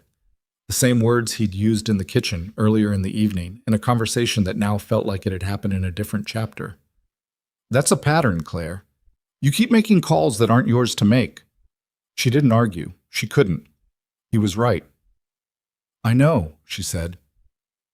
He looked at her for a long moment, that careful, reading look, but this time it was looking for something different than it had been looking for before, and whatever it found, she couldn't tell. His face closed in a way it hadn't been closed with her since the first evening of November, when he'd been a stranger and she'd handed him a room key and kept everything behind the desk. "I need to think," he said. It was what he'd said in the kitchen, but this time it had a different weight. He went inside. Marcus stood on the porch looking like a man who had accomplished nothing and broken something and knew both things simultaneously. "I was trying to help him," he said, not to her exactly. More to the cold air. "I know," she said. She went inside and left Marcus on the porch with that. The next morning was the worst morning. She woke early and lay in bed listening to the inn and trying to gauge what kind of day it was going to be from the sounds of it, the way she'd been doing since childhood. Her mother had done it too. Reading the mood of the building the way farmers read weather. She could hear Sophie moving around upstairs, the light quick footsteps, the sound of a door, then Ethan's voice, low, inaudible, then Sophie again. She got up and made breakfast because guests needed breakfast, and because she didn't know what else to do. Sophie came downstairs at 7:30 in her pajamas with Gerald under her arm and informed Claire that Gerald needed to see the lighthouse today because she had promised him. "After breakfast," Claire said. "He says after breakfast is acceptable." Sophie climbed onto a kitchen stool. "He says he would like eggs." "Gerald eats eggs?" Sophie looked at her with the expression of someone dealing with an obvious misunderstanding. "He doesn't eat them. He just likes to know they're there." "Okay," Claire said. "Eggs it is." She made eggs and toast and juice, and Sophie ate and talked about Gerald's opinions on coastal geography, and Claire cooked and responded and kept her eyes on the pan because if she looked at Sophie's face too long, she was going to feel something she couldn't afford to feel in a kitchen at 7:30 in the morning. Ethan came downstairs at 8. He sat at the table and drank coffee and said good morning and ate the breakfast she put in front of him, and they were all three very polite to each other in the careful way of people navigating something fragile. Sophie didn't notice. Sophie was constructing an elaborate argument for why Gerald should get to come to the lighthouse in her coat pocket rather than her bag. After breakfast, Ethan took Sophie to the lighthouse. Claire watched them go from the front porch, Sophie ahead already at a run, calling back something about the red top, and Ethan behind her with his hands in his coat pockets and his eyes on the ground between his feet. He walked like a man who was thinking so hard he was barely inside his body. He didn't look back. She went inside and cleaned the kitchen and tried not to assign meaning to that. They were gone for 2 hours. She occupied herself with things that needed doing, the dining room, the supply inventory she'd been putting off. A call with Dawn from the hardware store about a gutter on the north side that was pulling away from the fascia and would need to be addressed before summer. She was professional and efficient, and she did not once go to the front window to check whether a black car was still in the lot. She checked 3 times. It was still there. That had to count for something. When they came back, Sophie's nose was red from the cold, and she was holding a feather that she explained had come from a gull who had been rude to her near the water's edge, and she had kept the feather as evidence. "Of what?" Claire asked. "Of the crime," Sophie said very seriously. "The crime of being rude?" "You have to document everything," Sophie said, with an authority that suggested she'd heard this somewhere and absorbed it completely. She went upstairs to add the feather to what she described as her investigation materials, which apparently occupied the lower shelf of the closet in room 4. Ethan stood in the lobby. "She has investigation materials," Claire said. "She brought a folder," he said, "for the trip. I found out about the folder on the drive up." He paused. "I didn't question it." "Probably wise." A beat of silence, not the easy kind. "I talked to Marcus last night after you went inside," Ethan said. "He drove back around midnight." "How did it go?" "Like most conversations with Marcus. We said the things that needed to be said, and then we were both too tired to keep going." He looked at the floor briefly. "He's not a bad person. He's a person who loves me and doesn't trust that I can handle things, which is a very specific kind of problem to have with someone." "Are you okay?" He considered the question without deflecting it. "I don't know yet." She nodded. That was an honest answer. He crossed the lobby and sat in one of the armchairs by the cold fireplace. The fire wasn't lit yet, it was mid-morning, and leaned forward with his elbows on his knees. He was looking at the floor. She sat in the chair across from him because that seemed to be what was needed. "I've been thinking about the week in November," he said. She waited. "I told you things." He looked up. "Things I told you because I felt like you were someone I could tell them to. And now I'm looking back at that week and trying to figure out which parts were real and which parts were—" He stopped. "I don't know. Constructed." "Nothing was constructed," she said. "I didn't make you feel anything. I didn't manage you. You didn't tell me who you were." "No," she said. "I didn't. And I'm not going to keep saying I was wrong about that because I've said it and I mean it, and saying it again isn't going to make it more true." She held his gaze. "But the week was real. The conversations were real. Whatever you felt it on your own. I didn't engineer any of it."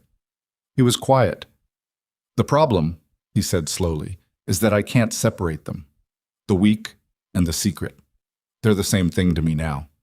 And every time I try to remember what it felt like to sit on that porch and talk about Sophie wanting to see a lighthouse, I hit the wall of knowing you had information I didn't, and you chose to keep it."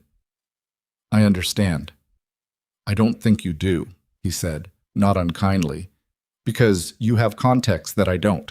You knew your sister. You knew what had happened. You could look at me and calibrate what I was.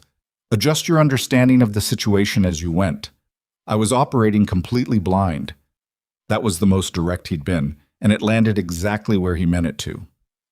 "You're right," she said. "I did have that, and I used it to make decisions about your experience without asking you. That was wrong." He leaned back in the chair, looked at the ceiling. She watched his face, the way things moved across it when he was thinking. It was a face that didn't hide much when it wasn't trying to. "I came back here," he said, to the ceiling, "because I read your letter, and I read those letters, and something in me said this isn't finished, that there's something here worth—" He stopped. "But I don't know how to trust my own read on it, because my read on people hasn't historically been very good. Diana wasn't your fault. Maybe not, but I chose her. I looked at someone who was showing me who she was, and I decided what I wanted to see instead." He looked back down. "How do I know I'm not doing that again?" It was the most honest question he'd asked, and she understood immediately that it wasn't rhetorical. He was asking her, asking the woman who had kept a secret from him for a week, whether she was currently showing him who she was or what he wanted to see. The audacity of the question was almost architectural in its precision. "You don't," she said. "Not for certain. That's just being a person. You make your read and you hold it loosely enough to revise it." He looked at her for a long time. "The letters," he said finally. She waited. "In the last one I wrote to Diana," he said, "I said something I've thought about a lot since. I said the person I thought she was someone I could have loved for a long time." He paused. "I meant it as something sad, a grief statement. The version of her I'd believed in wasn't real, so it was like losing someone who hadn't existed." "I know," Claire said softly. "I read that one too. But sitting here—" He stopped himself, looked at the cold fireplace. "I'm not going to finish that sentence right now. Okay? I need more time." "There's time," she said. "The room is yours as long as you want it." He looked at her. One more of those careful, searching looks, the kind that had always felt like they were looking for something specific. And then he nodded slowly and stood up. "I'm going to take Sophie to that bait shop down at the marina," he said. "She wants to see the boats. Don't let her get too close to the water. The dock's slippery this time of year." He looked at her with something that was almost exasperation and almost gratitude. "I know how to take my daughter to a marina, Claire." "I know you do," she said. "I was nervous and it came out as advice." He stood there for a moment, and she thought she heard something shift in him, very slightly, the way a lock opens when someone finally tries the right key and doesn't even know they're doing it. "Nervous," he repeated. "Yes." He considered that. Then he went upstairs to get Sophie. She sat alone by the cold fireplace and thought about what he'd said. I'm not going to finish that sentence right now. She turned those words over and tried to understand the shape of what was left unfinished inside them, and she thought that whatever it was not nothing. That was both the best and hardest thing about where they were. Nothing about it was nothing. The blow came that afternoon while they were out. She was in the back hallway reattaching a section of baseboard that had been pulling away from the wall when she heard her phone. A text from a number she didn't recognize, which turned out to be Marcus. I told him everything this morning, before the lighthouse. He knows you knew I came in February from the beginning. He knows I offered you money. And he knows something else I should have told him when I first found out, that you spoke to Diana 3 months ago. She sat back on her heels and stared at the screen. She had spoken to Diana. That was true. In December, a brief and difficult phone call that Diana had initiated, the first contact in 4 years, during which Diana had been strange and vague and not quite present in the way she sometimes got, and Claire had told her about the letters, about finding them, about not knowing what to do with them. Diana had gone quiet and then said something Claire hadn't known what to do with. Don't send them. It won't help him. Let it be done. Claire had not followed that advice, but she had not told anyone about the call either. She typed back, "When did you tell him?" Marcus's response came fast. This morning, before they left for the lighthouse. She put the phone down on the floor and looked at the baseboard she'd been fixing and thought about Ethan at the lighthouse with Sophie. Ethan walking back across the road to the inn. Ethan sitting in the armchair and having the conversation they'd just had, knowing more than he'd let on. Or maybe not knowing what to do with what Marcus had told him. Or maybe working through it in real time while she thought they were just talking. She didn't know which. She couldn't know. She picked up her tools and went back to the baseboard because the baseboard needed fixing and she needed something concrete to do. But she was already thinking about the shape of his face when he'd said, "I'm not going to finish that sentence right now." And she was wondering now whether the sentence had already been decided and she just hadn't been told. When his car pulled out of the lot 3 hours later and didn't come back, she understood. She went to the window. She watched the taillights disappear around the curve in the road. The lot was empty. The harbor was going dark in the early evening, the light falling back from the water the way it did this time of year. On the front desk was a check, face down. She turned it over. It was more than the room cost. Not the extravagant kind of more. Just enough to cover what was owed and leave a little, the way he'd done in November. There was no note, just the check. She looked at it for a long time. Then she opened the guest ledger and looked at the line where she'd written his name in November, in handwriting that hadn't shaken. And she thought about everything that had started in that moment and followed from it and arrived here. An empty parking lot and a check for the right amount left face down on a desk. She had not been abandoned. She understood that. He was not Diana. He hadn't done what Diana had done. But he had gone. And that was also true. And the inn was very quiet in the particular way it got when the last guest had checked out. She put the check in the drawer. She went to the kitchen. She made dinner for one, which was something she had done many times and was good at. And she ate it alone at the kitchen table with the copper pots on the wall and the harbor going fully dark outside. And she thought about what her mother had said about this place bringing people back. She thought about how that wasn't actually a promise. It was just something her mother had noticed or wanted to believe. Observation wasn't guarantee. Some things came back, some things didn't. The lamp in the front window was still on. She left it burning the way she always did, and she went to bed. She gave herself 3 days. That was the agreement she made with herself the morning after the empty parking lot and the face-down check and the dinner for one. 3 days to feel whatever needed to be felt without making any decisions, without drafting any letters, without standing at windows looking at the road. 3 days to just be inside the situation without trying to fix it or understand it or make it into a story with a shape she could manage. The first day she cleaned the inn from top to bottom. Not the routine cleaning, the kind she did every week on a schedule her mother had established. And she'd never changed. The real kind. Moving furniture, pulling everything out of closets, getting behind the radiators with a brush. She worked from 7 in the morning until her knees ached and her shoulders were sore and the light had gone flat and gray outside, and she ate crackers and cheese standing at the kitchen counter because she was too tired to cook, and she went to bed at 9 and actually slept. The second day she drove into town and did things she'd been putting off. She went to the bank and sat across from a woman named Linda, who had a kind face and a direct manner, and walked her through the numbers without making her feel stupid, which Claire had been afraid of. The numbers were not good, but they were not unsurvivable, which was the word Linda used, and Claire thought that unsurvivable and survivable were not as far apart as they ought to be, but that survivable was something to work with. She stopped at the hardware store and talked to Don about the gutter on the north side. Don came out the following week, he said, and she could pay him in installments if that helped. And she said it did, and thanked him and drove back to the inn with a bag of groceries and a very specific kind of tired that had nothing to do with sleep. The third day she let herself think about Ethan. She sat on the front porch in the cold March air with her coffee going cold in her hands, and she let herself look directly at it, all of it, November and February, and the March visit that had lasted less than 24 hours and ended with a check face down on a desk. She tried to be honest about her part in how it had gone, not the punishing kind of honest, where you list your failures until you've justified any outcome as deserved, the useful kind, the kind that asks, what was true and what did you do with it, and what would you do differently? She had been afraid. That was the root of most of it. Not afraid of Ethan specifically, but afraid of the complexity. The way the truth she was holding was also her sister's story, and her mother's story, and her own story, all tangled together in a way that made it impossible to hand over one strand without pulling the whole knot apart. She had told herself she was being considerate of his peace. She had partly been protecting her own.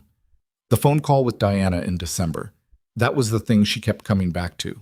She had told Diana about the letters. She hadn't needed to. Diana hadn't asked. She'd picked up the phone when Diana called and listened to her sister's voice, strange and slightly flattened, the way Diana's voice got when she was performing a version of herself she didn't fully believe in. And at some point in the conversation, she'd said, I found letters. Letters Ethan wrote to you, to Mom's address. They were never opened. Diana had gone very quiet. Then she'd said, don't send them. It won't help him. Let it be done. And Claire had done the thing she always did in conversations with Diana, which was to not say the thing she was actually thinking, which was, you don't get to decide what helps him. You stopped having that authority when you walked away from him and his 4-year-old daughter and never looked back. She hadn't said it. She had mailed the letters anyway, 8 weeks later. But she hadn't said it. That call was something Ethan knew about now, through Marcus, stripped of context and delivered in whatever way Marcus had chosen to deliver it.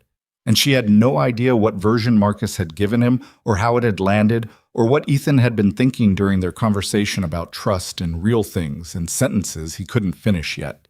She went inside and wrote a letter. Not a draft, not a practice version. The real one, start to finish, without stopping to reconsider. She wrote it by hand because she thought it should be by hand, the same way his letters to Diana had been by hand. She used the good stationery she'd found in her mother's desk, cream-colored paper that was slightly yellowed at the edges from years in a drawer but was still good quality. She sat at the kitchen table and wrote without stopping, 7 pages, the kind of writing that comes out of you when you've been holding something long enough that it has found its own shape. She told him about the December phone call. She told him exactly what Diana had said and exactly what she hadn't said in response, and why.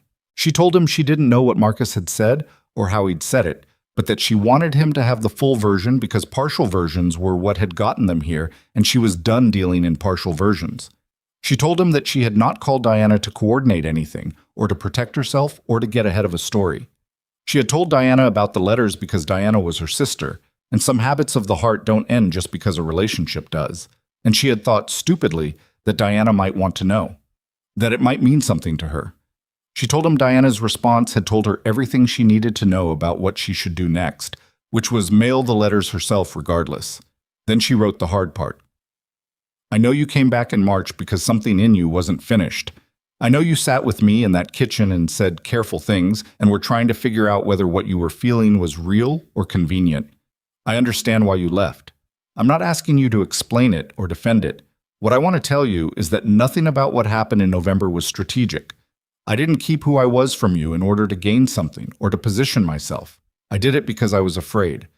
And fear is a bad reason to do most things, but it's a very human one. And I've spent enough time pretending I'm above it.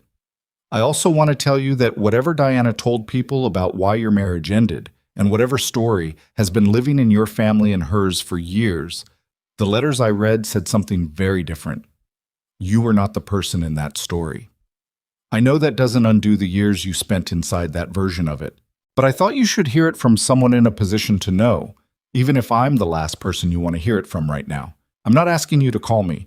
I'm not asking you to come back. I'm not asking for anything at all.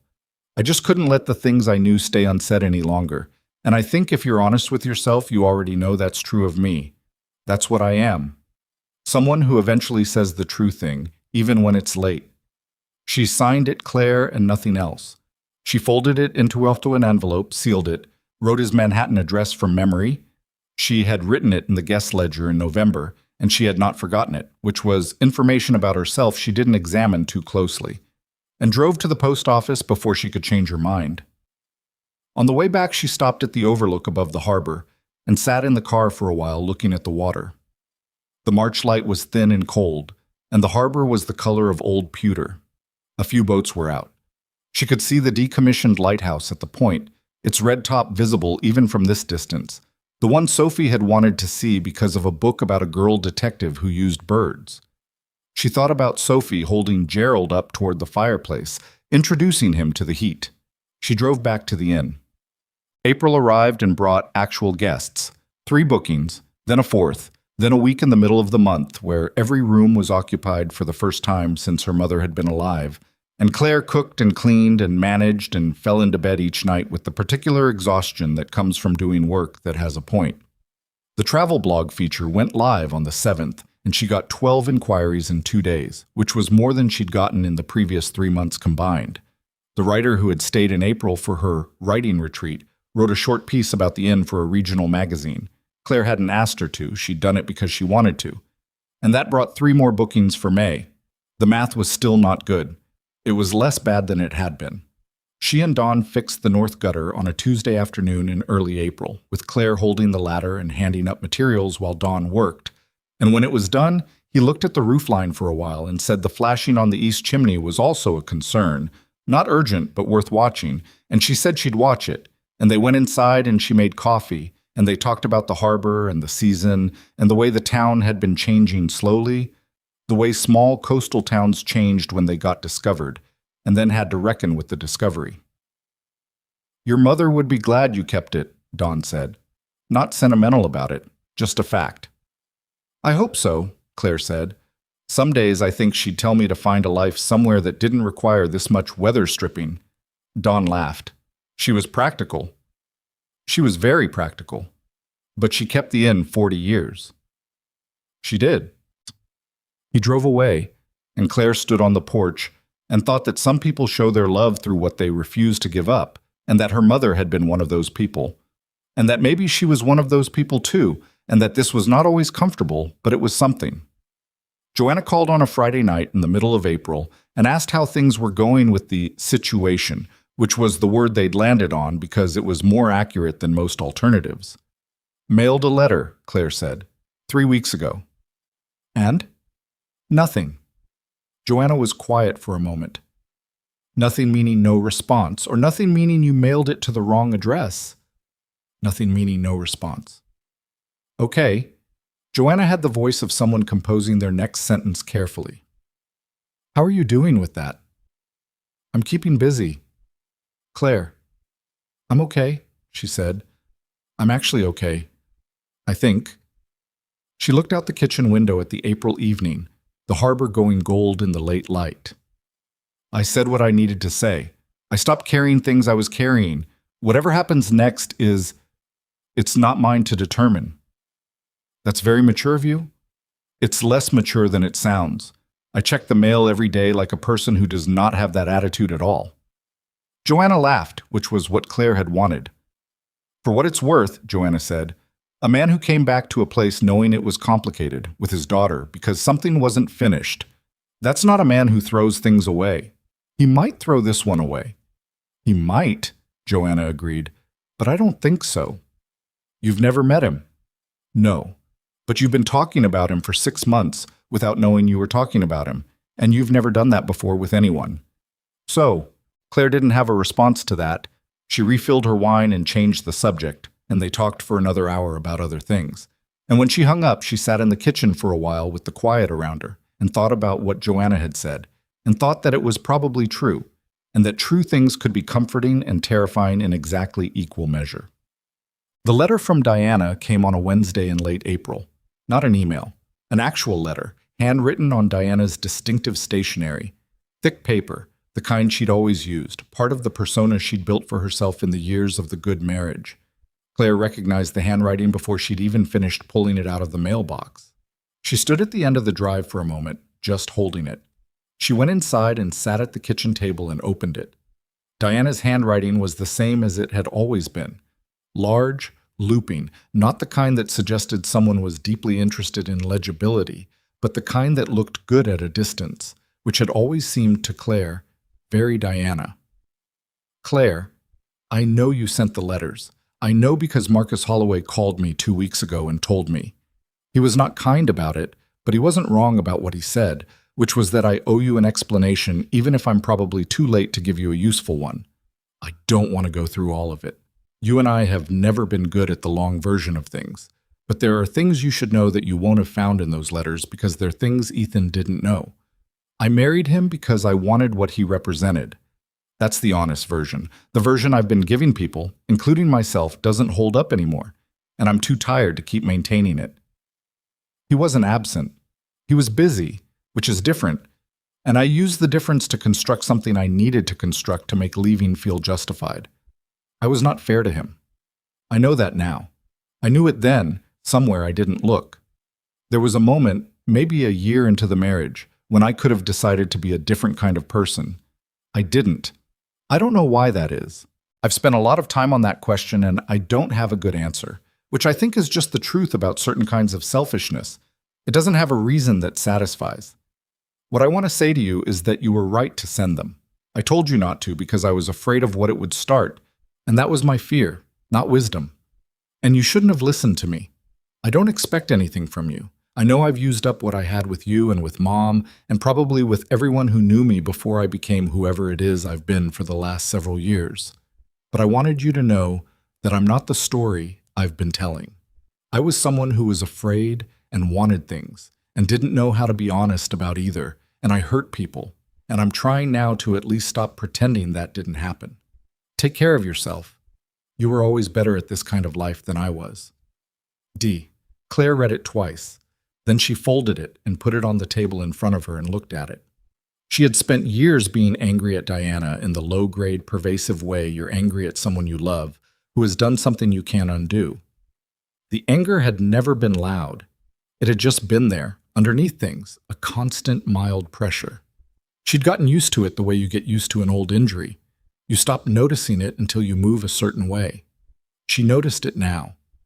And she noticed, sitting at that table with her sister's letter in front of her, that the pressure was different. Not gone, but different. Like something that had been locked had been unlocked, and the unlocking hadn't fixed the thing, but now at least the door could open. She didn't know what she was going to do with Diana. That was a question for later, or for never, or for some version of herself that had more clarity than she had right now.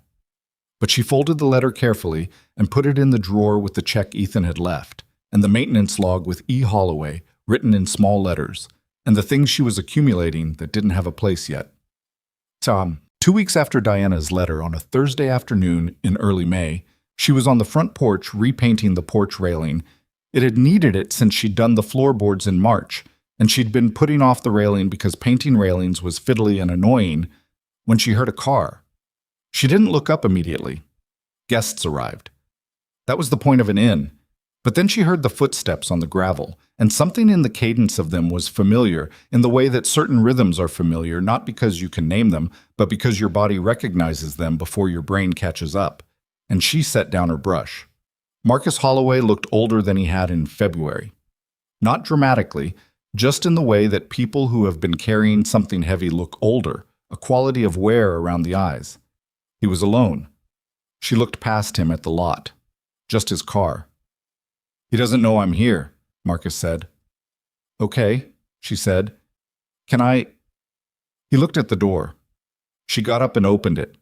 She made coffee because it was something to do and because whatever Marcus had driven an hour and a half to say was going to need something to sit beside it. He sat at the kitchen table, the same chair he'd sat in February, and she brought the mugs over and sat across from him. He looked like a man who had prepared a speech and lost confidence in it on the drive over. "I owe you an apology," he said. She waited. "I came here in February and I offered you money to stay out of my brother's life. And then I told him about your call with Diana in a way that was—" He stopped. "I told him in a way that was designed to land badly. I chose the framing. I knew what I was doing, and I did it anyway." He looked at his coffee. "That was wrong." "It was," she said. "I've been telling myself for a long time that I look out for Ethan because no one else does it properly," he said. "That's true, as far as it goes. But somewhere along the way, looking out for him became something else. Something about controlling what happens to him so I don't have to feel the fear of watching him get hurt." He paused. "He told me that, in March, on the porch. He said it without being cruel, which is—" Marcus's mouth compressed briefly. "That's very Ethan." "Yes," Claire said. "It is. He's not speaking to me. Not completely.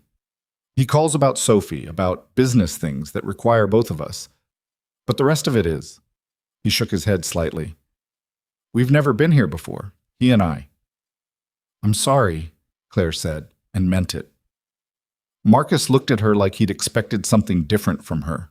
Defensiveness, maybe, or satisfaction, and was recalibrating. "I told him I came here in February," he said, after he left in March. "I told him all of it, including what I actually said to you and what you said back to me." "How did he take it?" "He was quiet for a very long time," Marcus said, which with Ethan usually means he's recalibrating something significant. He paused. "He asked me why you'd turned down the money." "What did you tell him?" "I told him what you said, that you weren't going to take money from someone who wanted something from you." Marcus looked at her steadily. He was quiet for a long time after that, too. She wrapped her hands around her mug. "He read your letter," Marcus said. "The one you mailed in March.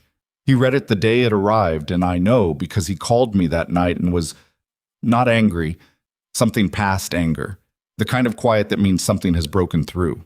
He paused. "He didn't tell me what it said. He told me to call you and apologize, which I've been—" He looked at the window. "I've been working up to it for 5 weeks, which is longer than it should have taken." "Ethan told you to apologize to me?" He said, his exact words were, "She told the truth without being asked to and without getting anything for it, and you owe her for what you did." The kitchen was very quiet. She didn't have anything to say to that. She sat with it, feeling the weight of it, the particular quality of being seen accurately by someone you weren't sure could still see you clearly. "I also want to tell you something," Marcus said, "that I haven't told Ethan yet, because I need to tell someone and I think you're the right person, even though that's a strange thing to say." "Okay." "I called Diana," he said. "After everything. I wanted to— I don't know what I wanted. Answers, maybe. Someone to be angry at who wasn't my brother or you." He turned his mug. "She told me what she told you, about the marriage, about why it ended, the real version." He paused. "She didn't apologize to me. I didn't expect her to, but she said something that I keep thinking about." "What?" "She said, Ethan deserves someone honest. I wasn't that. I hope he finds it." Marcus looked at Claire. "She said it like she meant it. I don't know if she did, but she said it like she meant it." Claire thought about Diana's letter, about you were always better at this kind of life than I was, about the way her sister had always been somewhat foreign to her, this woman who had grown up in the same house and gone such a different direction, and the sadness of that. Not the angry version of the sadness, the actual one underneath it, the grief of a sister who had loved someone she couldn't reach. "She meant it," Claire said quietly. Marcus nodded. He finished his coffee. He set the mug down with the careful deliberateness of someone who has said what they came to say and is now determining how to leave. "I don't know what's going to happen," he said. "With Ethan. With you. I don't know what he's going to decide." He looked at her. "But I wanted you to know that whatever it is, I'm not going to be in the way of it this time." "Okay," she said. I'm. He stopped. Started again. I'm not good at this. Staying out of things. I know, she said. I could tell that in February. He almost smiled. It didn't quite make it to his face, but it came close. He's lucky you're patient, he said. I'm not particularly patient, Claire said. I just know when to wait. He stood up and buttoned his coat, and she walked him to the door. On the porch, he paused and looked out at the harbor, at the late afternoon light coming across the water in long, flat lines, the way May light did on this coast. It's a good place, he said. I know. I can see why he keeps coming back to it. She didn't say anything to that, but she felt it, the way you feel something when someone names it plainly and you realize you've been holding your breath, waiting for someone to. He drove away. She stood on the freshly painted porch and looked at the harbor. Hotte.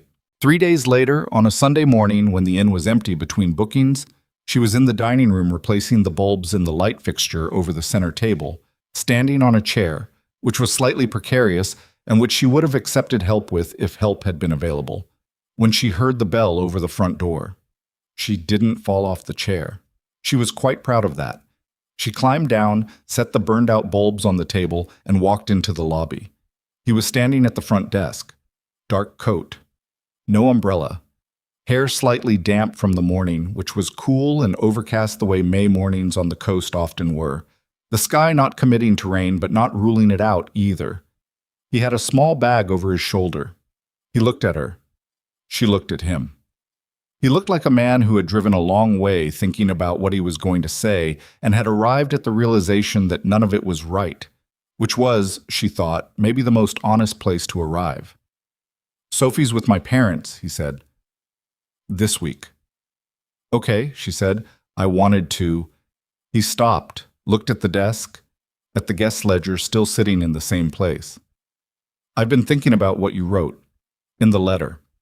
She waited. You said you're someone who eventually says the true thing, even when it's late. He looked up. I've been thinking about that. Whether that's true. Whether it's true about me? Whether I believe it.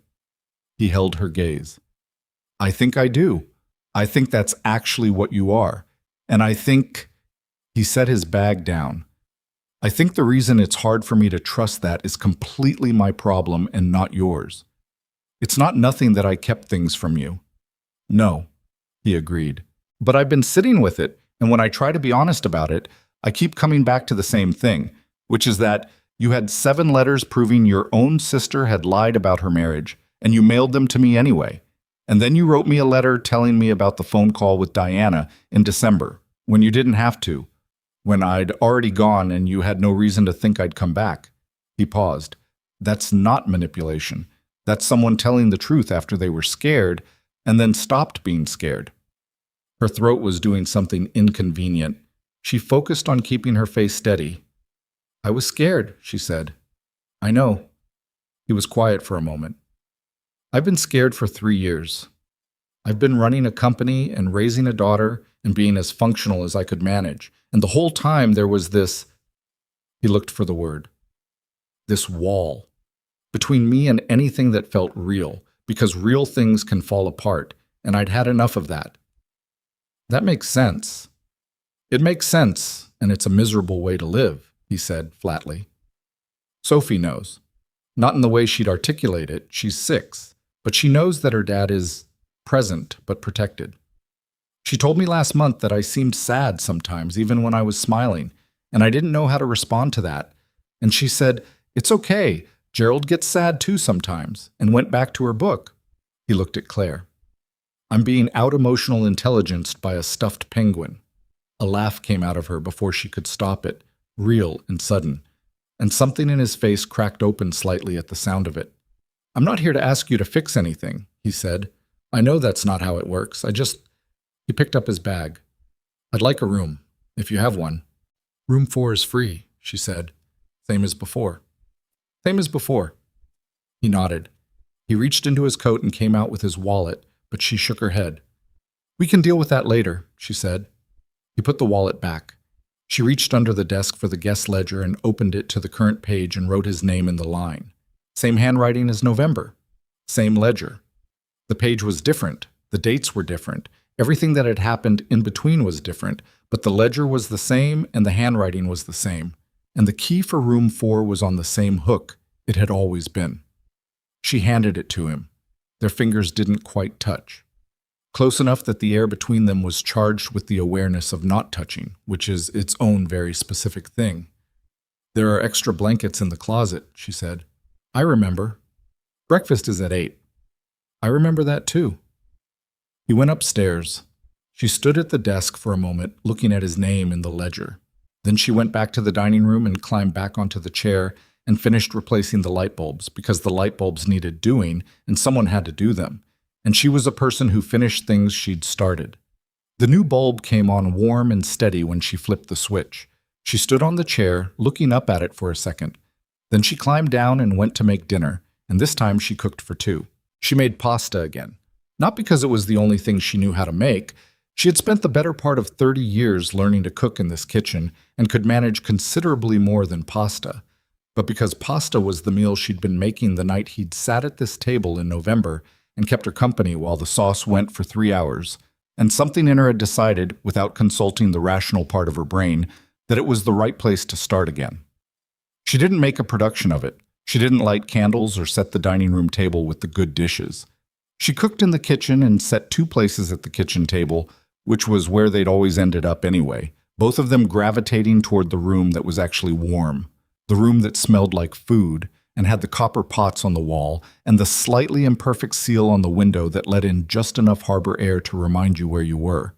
He came down at 6:30 without being asked, which meant he'd smelled the onions and followed them, which was a very human thing and which made her feel, briefly, like something was going to be okay. He stopped in the doorway and looked at the kitchen, at the pot on the stove, at the 2 places set at the table, at the wine she'd opened and left breathing on the counter. "You didn't have to do this," he said. "I know," she said. "Sit down." He sat. She brought the food over and they ate, and for the first 10 minutes they didn't say anything of consequence. She asked about the drive. He said it had been fine. She mentioned that the north gutter had finally been repaired. He looked up at the ceiling in the automatic way of someone assessing a building and said the trim above the window on the east wall might need attention before winter, and she said she knew she'd been watching it. It was the most ordinary conversation. It was also somehow the best conversation she'd had in weeks. "I owe you something," he said after a while. "You don't owe me anything." "I left in March without talking to you," he said. "I just left. There was a check on the desk and I walked out, and that was—" He put his fork down. "That was a bad thing to do. I was angry and I took the easy exit, and I'm not proud of it." "You were processing something," she said. "That's allowed. You still deserve better than a check and an empty parking lot." She looked at him across the kitchen table, at the face she'd spent 5 months thinking about in various configurations of hope and frustration, and something she still wasn't quite calling by its right name. "Okay," she said. "Thank you for saying that." "I mean it." "I know you do. That's why I said thank you." He picked his fork back up. Something in him had eased the way it used to ease in November after the first hour of an evening together, when he stopped performing composure and just sat in a room like a person. "Marcus came to see me," she said. "I know. He told me."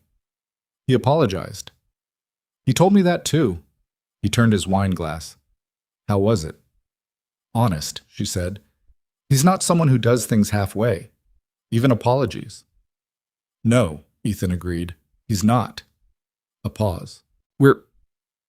It's getting better. Between us. It's slow and it's still a little strange, but it's getting better." "Good." "He called it an adjustment period," Ethan said, which is his way of describing the process of learning to stop trying to run someone else's life. It's technically accurate and completely undersells how uncomfortable it is. Sounds about right. He almost smiled. She was learning the geography of his almost smiles, which ones were close and which ones needed something more before they arrived. "Diana wrote to me," she said. He went still. "In April. A letter." She set her fork down, giving the subject the weight it deserved. "She told me the real version of what happened in the marriage, not the version she'd been giving people." She paused. She said she wasn't the person in the story she'd been telling, that she'd been afraid and wanted things and didn't know how to be honest about either. Ethan was quiet for a long time. Did it help? He asked finally. Getting that? I don't know yet, she said honestly. It's complicated having a sister. Even when the sister is what she is, there's a grief in it that doesn't have a clean place to land. She looked at the table. But it helped with something. The pressure of carrying it eased a little, which is maybe enough for now. He nodded slowly. She sent me one too, he said. Claire looked up. 2 weeks ago. Shorter than whatever she wrote you, I'm guessing. 3 paragraphs. He turned his wine glass again. She apologized. Said she'd rewritten her own history and understood if I never wanted to hear from her again. He was quiet. She asked about Sophie, said she thought about her sometimes. What did you do with it? Read it 4 times and put it away. He looked at her. I don't know if I'll respond. I haven't decided. There's no... He paused, searching for the right word. There's no urgency to it, strangely. It doesn't feel like something that requires immediate resolution. It's just a letter. It'll sit somewhere and I'll know what to do with it when I know. That was, Claire thought, possibly the most emotionally mature thing she'd heard anyone say about anything in recent memory, and she told him so. He looked slightly embarrassed. I've had a good therapist for 2 years, he said. She deserves most of the credit. That's also a very emotionally mature thing to say. Stop, he said, but the almost smile arrived all the way this time, full and unguarded, and she felt it in the center of her chest like something warm. They did the dishes together, which was not something she normally allowed. Guests were guests. The kitchen was her domain. But it happened naturally, him clearing the table and her at the sink, and it didn't feel like an intrusion. It felt like 2 people in a kitchen at the end of a meal, which was a simple thing that turned out to have a lot of weight in it. After, they went to the fireplace.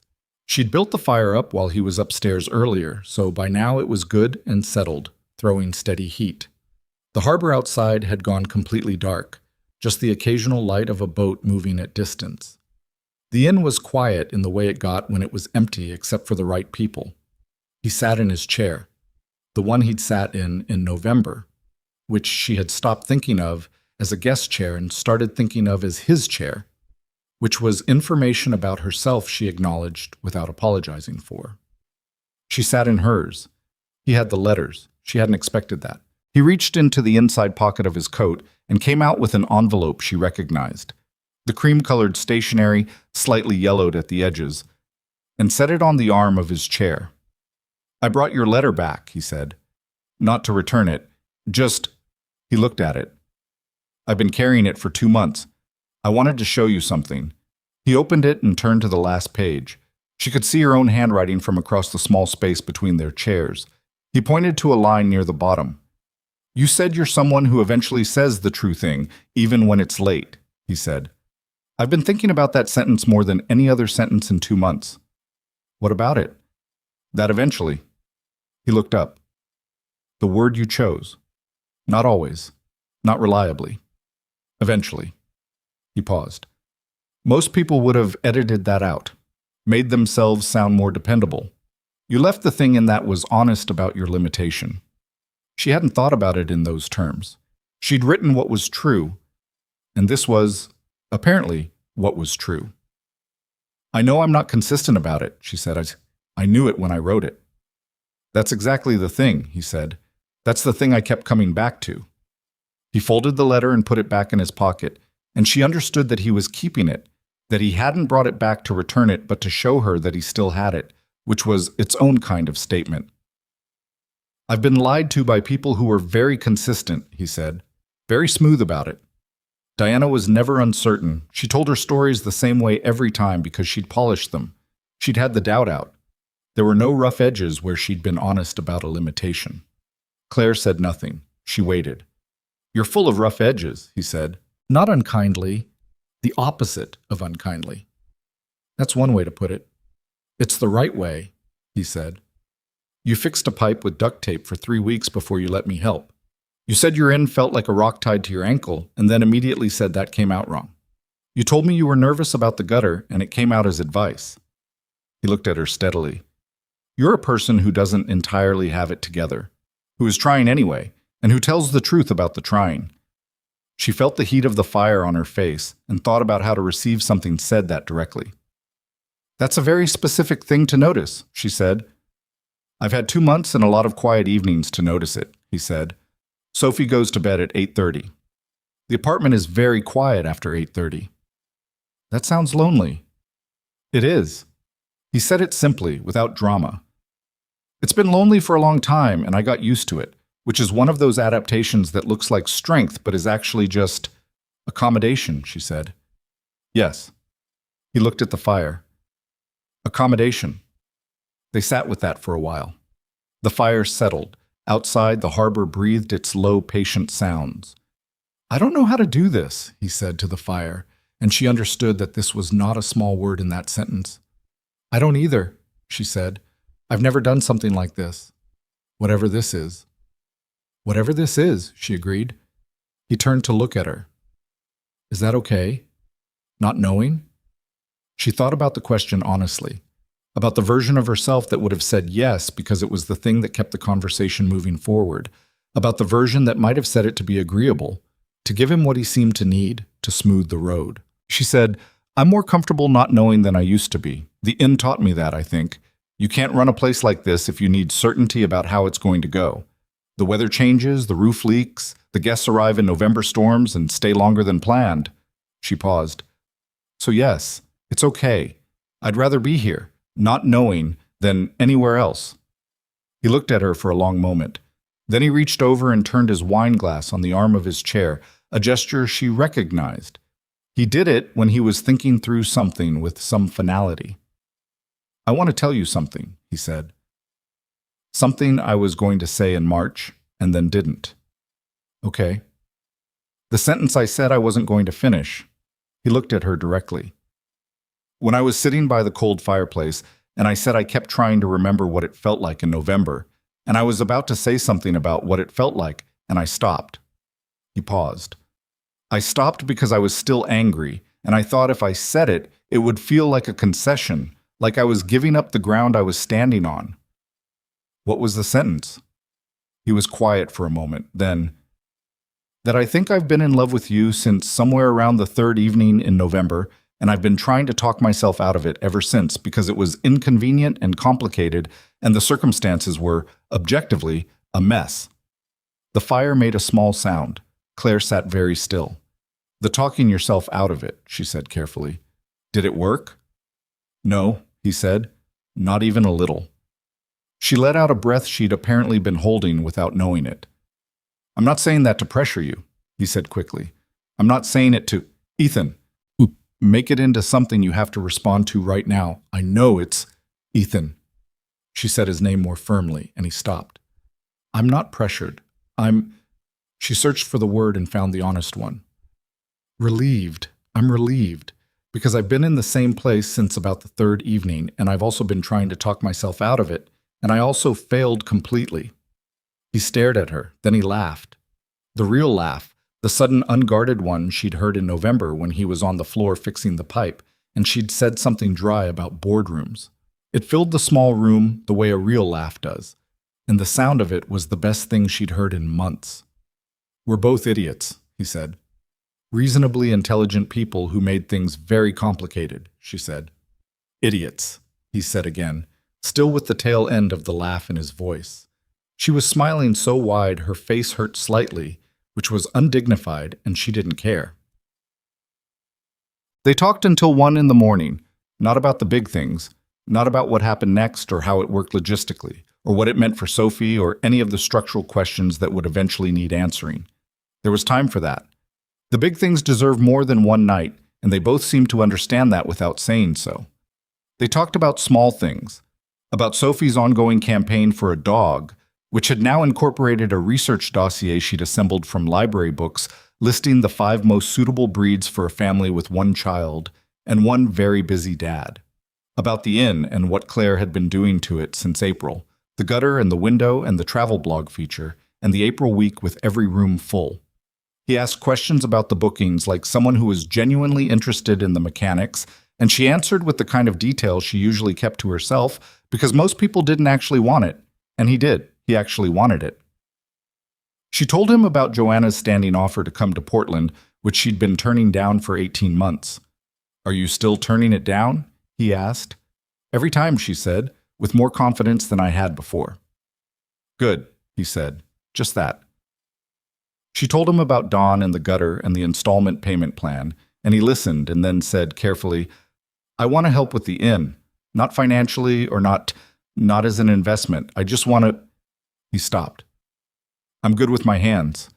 I grew up on job sites, and the inn needs work, and I have the knowledge to do some of it, and I'd like to do it. You can't just come up on weekends and fix things." "Why not?" "Because that's—" She tried to find why not and ran into the fact that she didn't have a strong argument. "Because it's a lot of driving." "I've noticed I don't mind the drive," he said, with the tone of someone reporting a finding. She looked at him. "You're serious?" "I'm extremely serious." "You want to spend your weekends fixing my roof?" "Parts of it, yes. Not the whole roof, that's a professional job. The trim, the window, the things that are within scope." He looked at her steadily. "I spent 20 minutes fixing a pipe in November, and it was the best 20 minutes I'd had in a year. I want more of that." "You want more pipe fixing?" "I want more of what that felt like," he said, precise and unembarrassed about the precision. "Which was useful, concrete. Something I did with my hands that produced a result I could see." He paused. "I spend most of my life moving abstractions around. Money, projections, proposals. I miss things that are just things." She understood that. More than he probably knew. "Okay," she said. "Okay? Come fix things," she said. "Bring Sophie when she wants to come. There are birds on the dock she hasn't met yet." Something in his face did what it did when he was feeling something he hadn't expected to feel. A brief openness, quickly steadied but not hidden. "I'll tell her about the birds," he said. "She'll have strong opinions." "She always has strong opinions," Claire said. "She really does," he agreed with the helpless pride of someone who had stopped being able to take credit for that. He left Tuesday morning, not in the way he'd left in March, not with a check face down on the desk and a parking lot that felt like a door closing. He came downstairs with his bag at 7:30, and she had coffee and toast ready because she'd been up since 6 and needed something to do, and they sat at the kitchen table for 45 minutes before he had to go, not saying anything urgent, just being in the same room in the morning, which was its own thing. At the door he picked up his bag and then put it back down. "Can I call you?" he asked. "Not about the inn, just—" "Yes," she said. "Tonight, probably. After Sophie's in bed." "That's fine." He picked up his bag again. At the door he paused, and she thought he was going to say something else, but instead he looked at her for a moment with that clear, direct look she knew now had nothing managed in it, and then he nodded once and went. She watched the car out of the lot from the window. Then she turned around and looked at the lobby. The armchairs, the fireplace, the desk with the ledger open to the page with his name on it, the copper pots just visible through the kitchen doorway. She went and made herself a second cup of coffee and sat at the kitchen table alone, and she thought that this was what beginning felt like. Not arrival, not resolution, just beginning. The specific quality of something that has stopped being uncertain and started being real, which was its own kind of terrifying and its own kind of good. He called at 9:15, 15 minutes after Sophie's 8:30 bedtime, which meant she'd negotiated him down by 15 minutes, which tracked. "She wants to know about the birds," he said, when Claire picked up. "I mentioned the dock, and she's been asking follow-up questions for 45 minutes. "What kind of questions?" "Do they have names? Are they friendly? Can they be trained? Whether Gerald would be welcome." A pause. "I told her Gerald would probably be welcome." "Gerald is welcome," Claire confirmed. "I told her we'd come back in a few weeks. She said she needs that in writing." "She's 6. "She's very legally minded for 6, he said, and she could hear the smile in it. "I think she gets it from my brother. Considering everything, that's a complicated thing to inherit." "It really is." A beat of quiet. The comfortable kind. The kind that had started in November and been interrupted and was finding its way back. "How's the inn?" "Quiet," she said. "Good quiet." "Good." She was sitting in the armchair by the fireplace, The fire banked low, the front lamp on in the window the way it always was. The harbor outside was making its sounds. "Ethan," she said. "Yeah." "Thank you for coming back." A pause. "Thank you for keeping the lamp on," he said. The months that followed were not a straight line. She wanted to say that, to be honest about the shape of it, because the shape of it mattered. Things that are real don't go in straight lines. They go in the crooked path of two people with separate histories and separate fears and separate bad habits, learning to make room for each other without either of them disappearing in the process. Ethan came up the first weekend of June with a truck and tools and spent 2 days on the trim above the east window. He was methodical and somewhat perfectionist about it, which surprised her and then didn't, because he was methodical and somewhat perfectionist about everything. He redid a section she thought was fine because there was a gap he said would cause problems in winter. And she told him she had been watching that trim for 2 years, and he said watching it hadn't actually done anything about the gap. And she said that was a fair point, and he said thank you. And they didn't argue about it, but they were both slightly annoyed with each other for about an hour, which was very normal and which felt strangely like progress. Sophie came the second weekend, with Gerald in the folder of investigation materials and an annotated list of questions about the birds she'd prepared in the intervening weeks. The birds, as it turned out, did not respond well to the systematic inquiries she'd planned. A large gray herring gull stole her cracker on the first afternoon, and she was genuinely outraged about it, which meant the gull became the primary subject of the investigation rather than a friendly contact, which meant the folder's organizational structure had to be substantially revised. "He's a criminal," Sophie said at dinner, about the gull. "They all are, a little," Claire said. "It's just their nature." Sophie considered this. "Gerald says even criminals have reasons," she said. "Gerald is wise." "He reads a lot," Sophie confirmed. Ethan was watching his daughter across the table with the expression Claire had come to know well, the one that was helpless love and helpless pride and a little bit of fear about how much of himself he saw in her, all at once. He caught Claire watching him watch Sophie, and for a second they just looked at each other, and it was the kind of look that didn't need anything added to it. Sophie noticed. She looked from her father to Claire and back with the focused attention of someone collecting evidence. "Are you two in love?" she asked. Ethan choked on his water. Claire pressed her lips together very firmly. "Why do you ask?"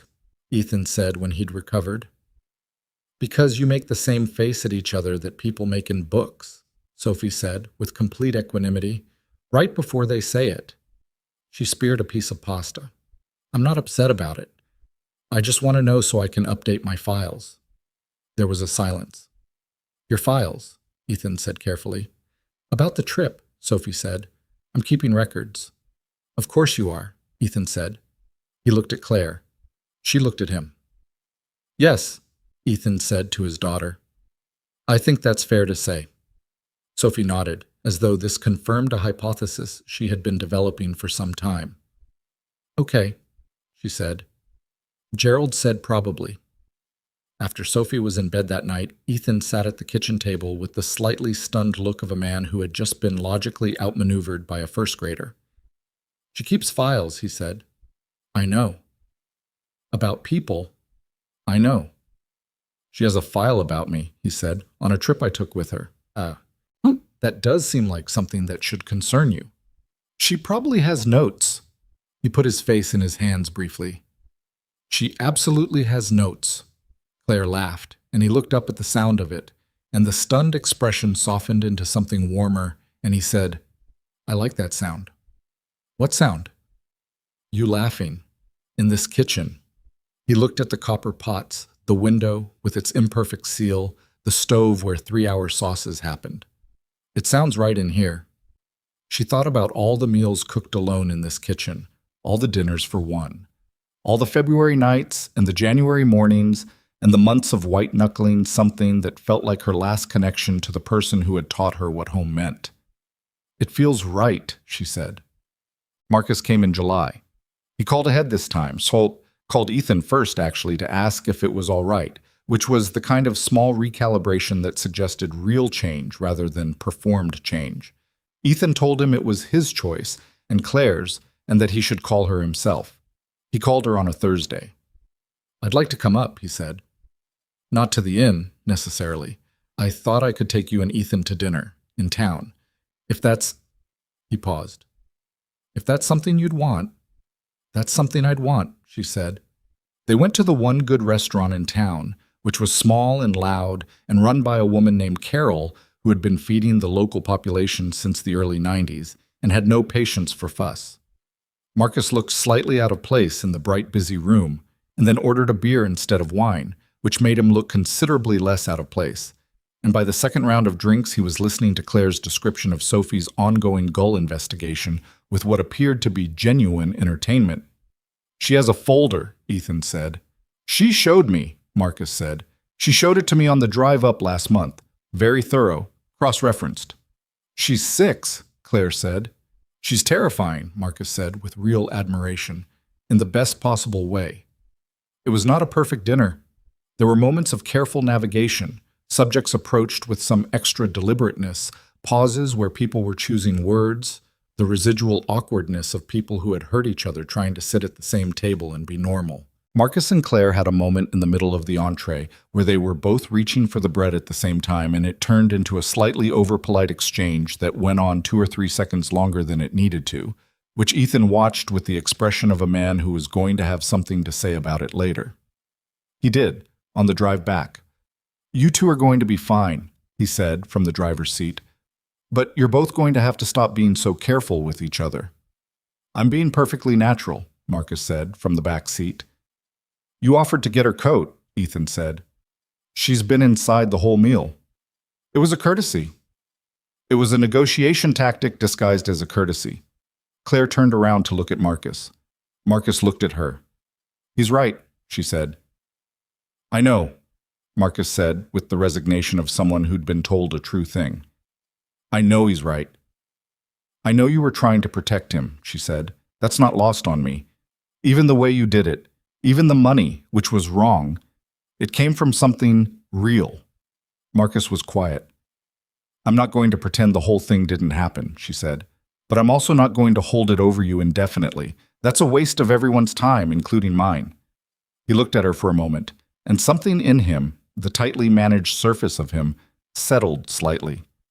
"I don't know how you're that practical about things," he said. "The inn," she said simply. "You can't have feelings about everything. You pick what deserves them." Ethan, from the front, said nothing, but she saw his hand on the steering wheel and the way it relaxed. The bank situation resolved in August. Not dramatically. Nothing about it was dramatic, which was almost a relief. The travel blog feature had kept producing bookings through the summer, and the regional magazine piece had done the same. And a couple who had stayed in July went home and told 4 other couples, which was how word of mouth worked at this scale, slow and personal and more durable than advertising. She made enough in the summer to get ahead of the mortgage for the first time in 18 months, and to put a small amount aside for the chimney flashing Dawn had flagged in April. She called Linda at the bank in late August, and Linda said the word sustainable, which was a different word than unsurvivable and considerably better. She called Joanna that evening. "The math is working," she said. "The math is working," Joanna repeated with the tone of someone who had expected this to happen and was glad to have it confirmed. "And the other thing?" "The other thing is also working," Claire said. Joanna made a sound of complete satisfaction. "I've been waiting since February for you to say that." "You've been waiting since November," Claire said. "You just didn't know that's what you were waiting for." "I knew," Joanna said. "You're my best friend. I knew in November." "You said nothing." "You had to figure it out yourself," Joanna said. "That's how it works with people like you. If someone tells you, you argue. If you figure it out yourself, you do something about it." That was accurate enough that Claire didn't bother disputing it. September brought the light that the coast did in September, low and golden and slightly elegiac, the way it got when the season was changing and the long summer was releasing its hold on things. The tourists thinned out, the town went quieter, the mornings got sharp again. Sophie started 2nd grade and sent Claire a drawing of the harbor in the mail, with the gull in it, depicted in red crayon with a large X over it, labeled criminal, which made Claire put it on the refrigerator immediately. Ethan came up the third weekend of September, and they walked the harbor road in the evening, which they'd never done before. It had always been inside the inn, the warmth of it, the fire and the kitchen and the rooms. The outside was new territory. It was cold enough for jackets. The harbor smelled like the turning season. They walked without talking much, which was fine, which had been fine between them for a long time now. At the turn in the road where you could see the lighthouse from the water, he stopped. She stopped beside him. The lighthouse stood at the point, its red top exactly as she'd described it to Sophie months ago, the white tower going gray in the evening light, the seabirds circling its gallery in the unhurried way they'd been circling it for decades, indifferent to decommissioning, indifferent to history, just living in the structure that had become their own. "Sophie wants to come back for her birthday," he said. "March. The birthday she told her teacher she wanted to spend at a lighthouse." "I remember," Claire said. "She's been planning it since July." He looked at the lighthouse. "She has a folder." "Of course she does. I told her we'd ask you." He glanced over. "We'd ask you." The we of that was not accidental, and they both knew it. "Tell her yes," Claire said. He nodded, looked back at the lighthouse. The birds circled. The harbor moved in its slow, patient way, the same way it had moved before either of them existed and would move long after, indifferent to the small human dramas played out on its shore, which was not a bleak thought, but actually a steadying one. The reminder that the world is large and old and will keep going, and that what you do inside it matters precisely because it is small and brief and yours. "I've been thinking about something," he said. "What?" "The weekend's here." He turned toward her. "They're not enough." She looked at him. "I'm not saying—" He paused, finding the right words, not rushing them. "I'm not making a proposal or issuing an ultimatum. I'm just telling you what's true, which is that I drive back Sunday nights and the apartment is very quiet, and Sophie asks when we're going back and I don't have a good answer for her." He met her eyes. "I want a better answer for her. And for myself." "What would a better answer look like?" she asked carefully, because this mattered and she wanted to get it right. "I don't know the exact shape yet," he said, "but something that puts us in the same place more than 2 weekends a month." He paused. "I can work remotely. I've been doing it from here on Sundays already. The company doesn't fall apart if I'm not in Manhattan every day. Sophie's in school in the city. Until June," he said. "And then it's summer. And then it's fall again, and she needs to be in school somewhere." "Yes," he said. "She does." He held her gaze. "Is this a conversation we can have?" She thought about it. Really thought about it the way it deserved. Not the reflexive protection of her independence, not the old fear that wanting something made it easier to lose, but the actual honest question of what she wanted and what she was capable of. "Yes," she said. "It's a conversation we can have." He exhaled. She hadn't known until he exhaled that he'd been holding his breath. "It doesn't have to be figured out tonight," she said. "I know." "But I'm not opposed to it," she said. "The direction of it, the general direction." He looked at her with something that was past the almost smiles, something complete and unqualified, the face of a person who has arrived somewhere they weren't sure they'd get to. "Okay," he said. "Okay," she said.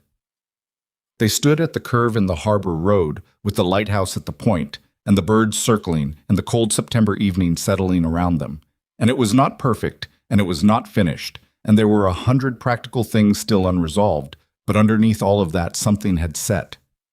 The way concrete sets, not rigid, because nothing real is rigid, but solid, foundational. She had learned in the years of running this inn alone that you couldn't wait for certainty before you committed to something. The roof was always going to need work. The weather was always going to change.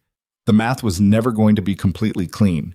You just had to decide that the thing was worth the trouble and then be in it, present and awake, and willing to keep fixing what broke. He had learned, in the years of holding everything together by himself, that control wasn't the same as safety, that keeping people at arm's length didn't protect you from loss.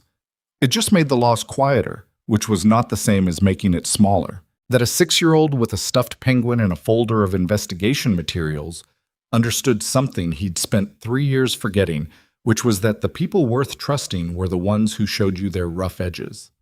Neither of them said any of that on the harbor road. They didn't need to. Some things, by the time you've lived them, don't need to be spoken. They walked back to the inn. She unlocked the front door and pushed it open, and the warmth came out to meet them. The smell of the place, old wood and the faint copper of the pots and the salt that never quite left the walls. The smell she had grown up with and fought for and kept lit against the dark, in the way her mother had kept lit against the dark, with nothing more and nothing less than a lamp in the front window and a door that opened when someone needed it to. She turned on the lights. He came in behind her and she heard him set his keys on the front desk, the small familiar sound of someone who knew where things went. The fire needed to be built up. There was bread to make for morning.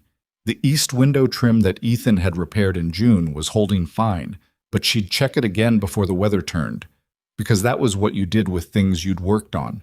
You checked them, not because you didn't trust the repair, but because attention was part of how you kept things. Outside, the harbor moved. The lamp in the front window was on, the way it always was, burning against the dark road for anyone who might be driving past in a storm, looking for a light. It had worked once. She suspected it would work again.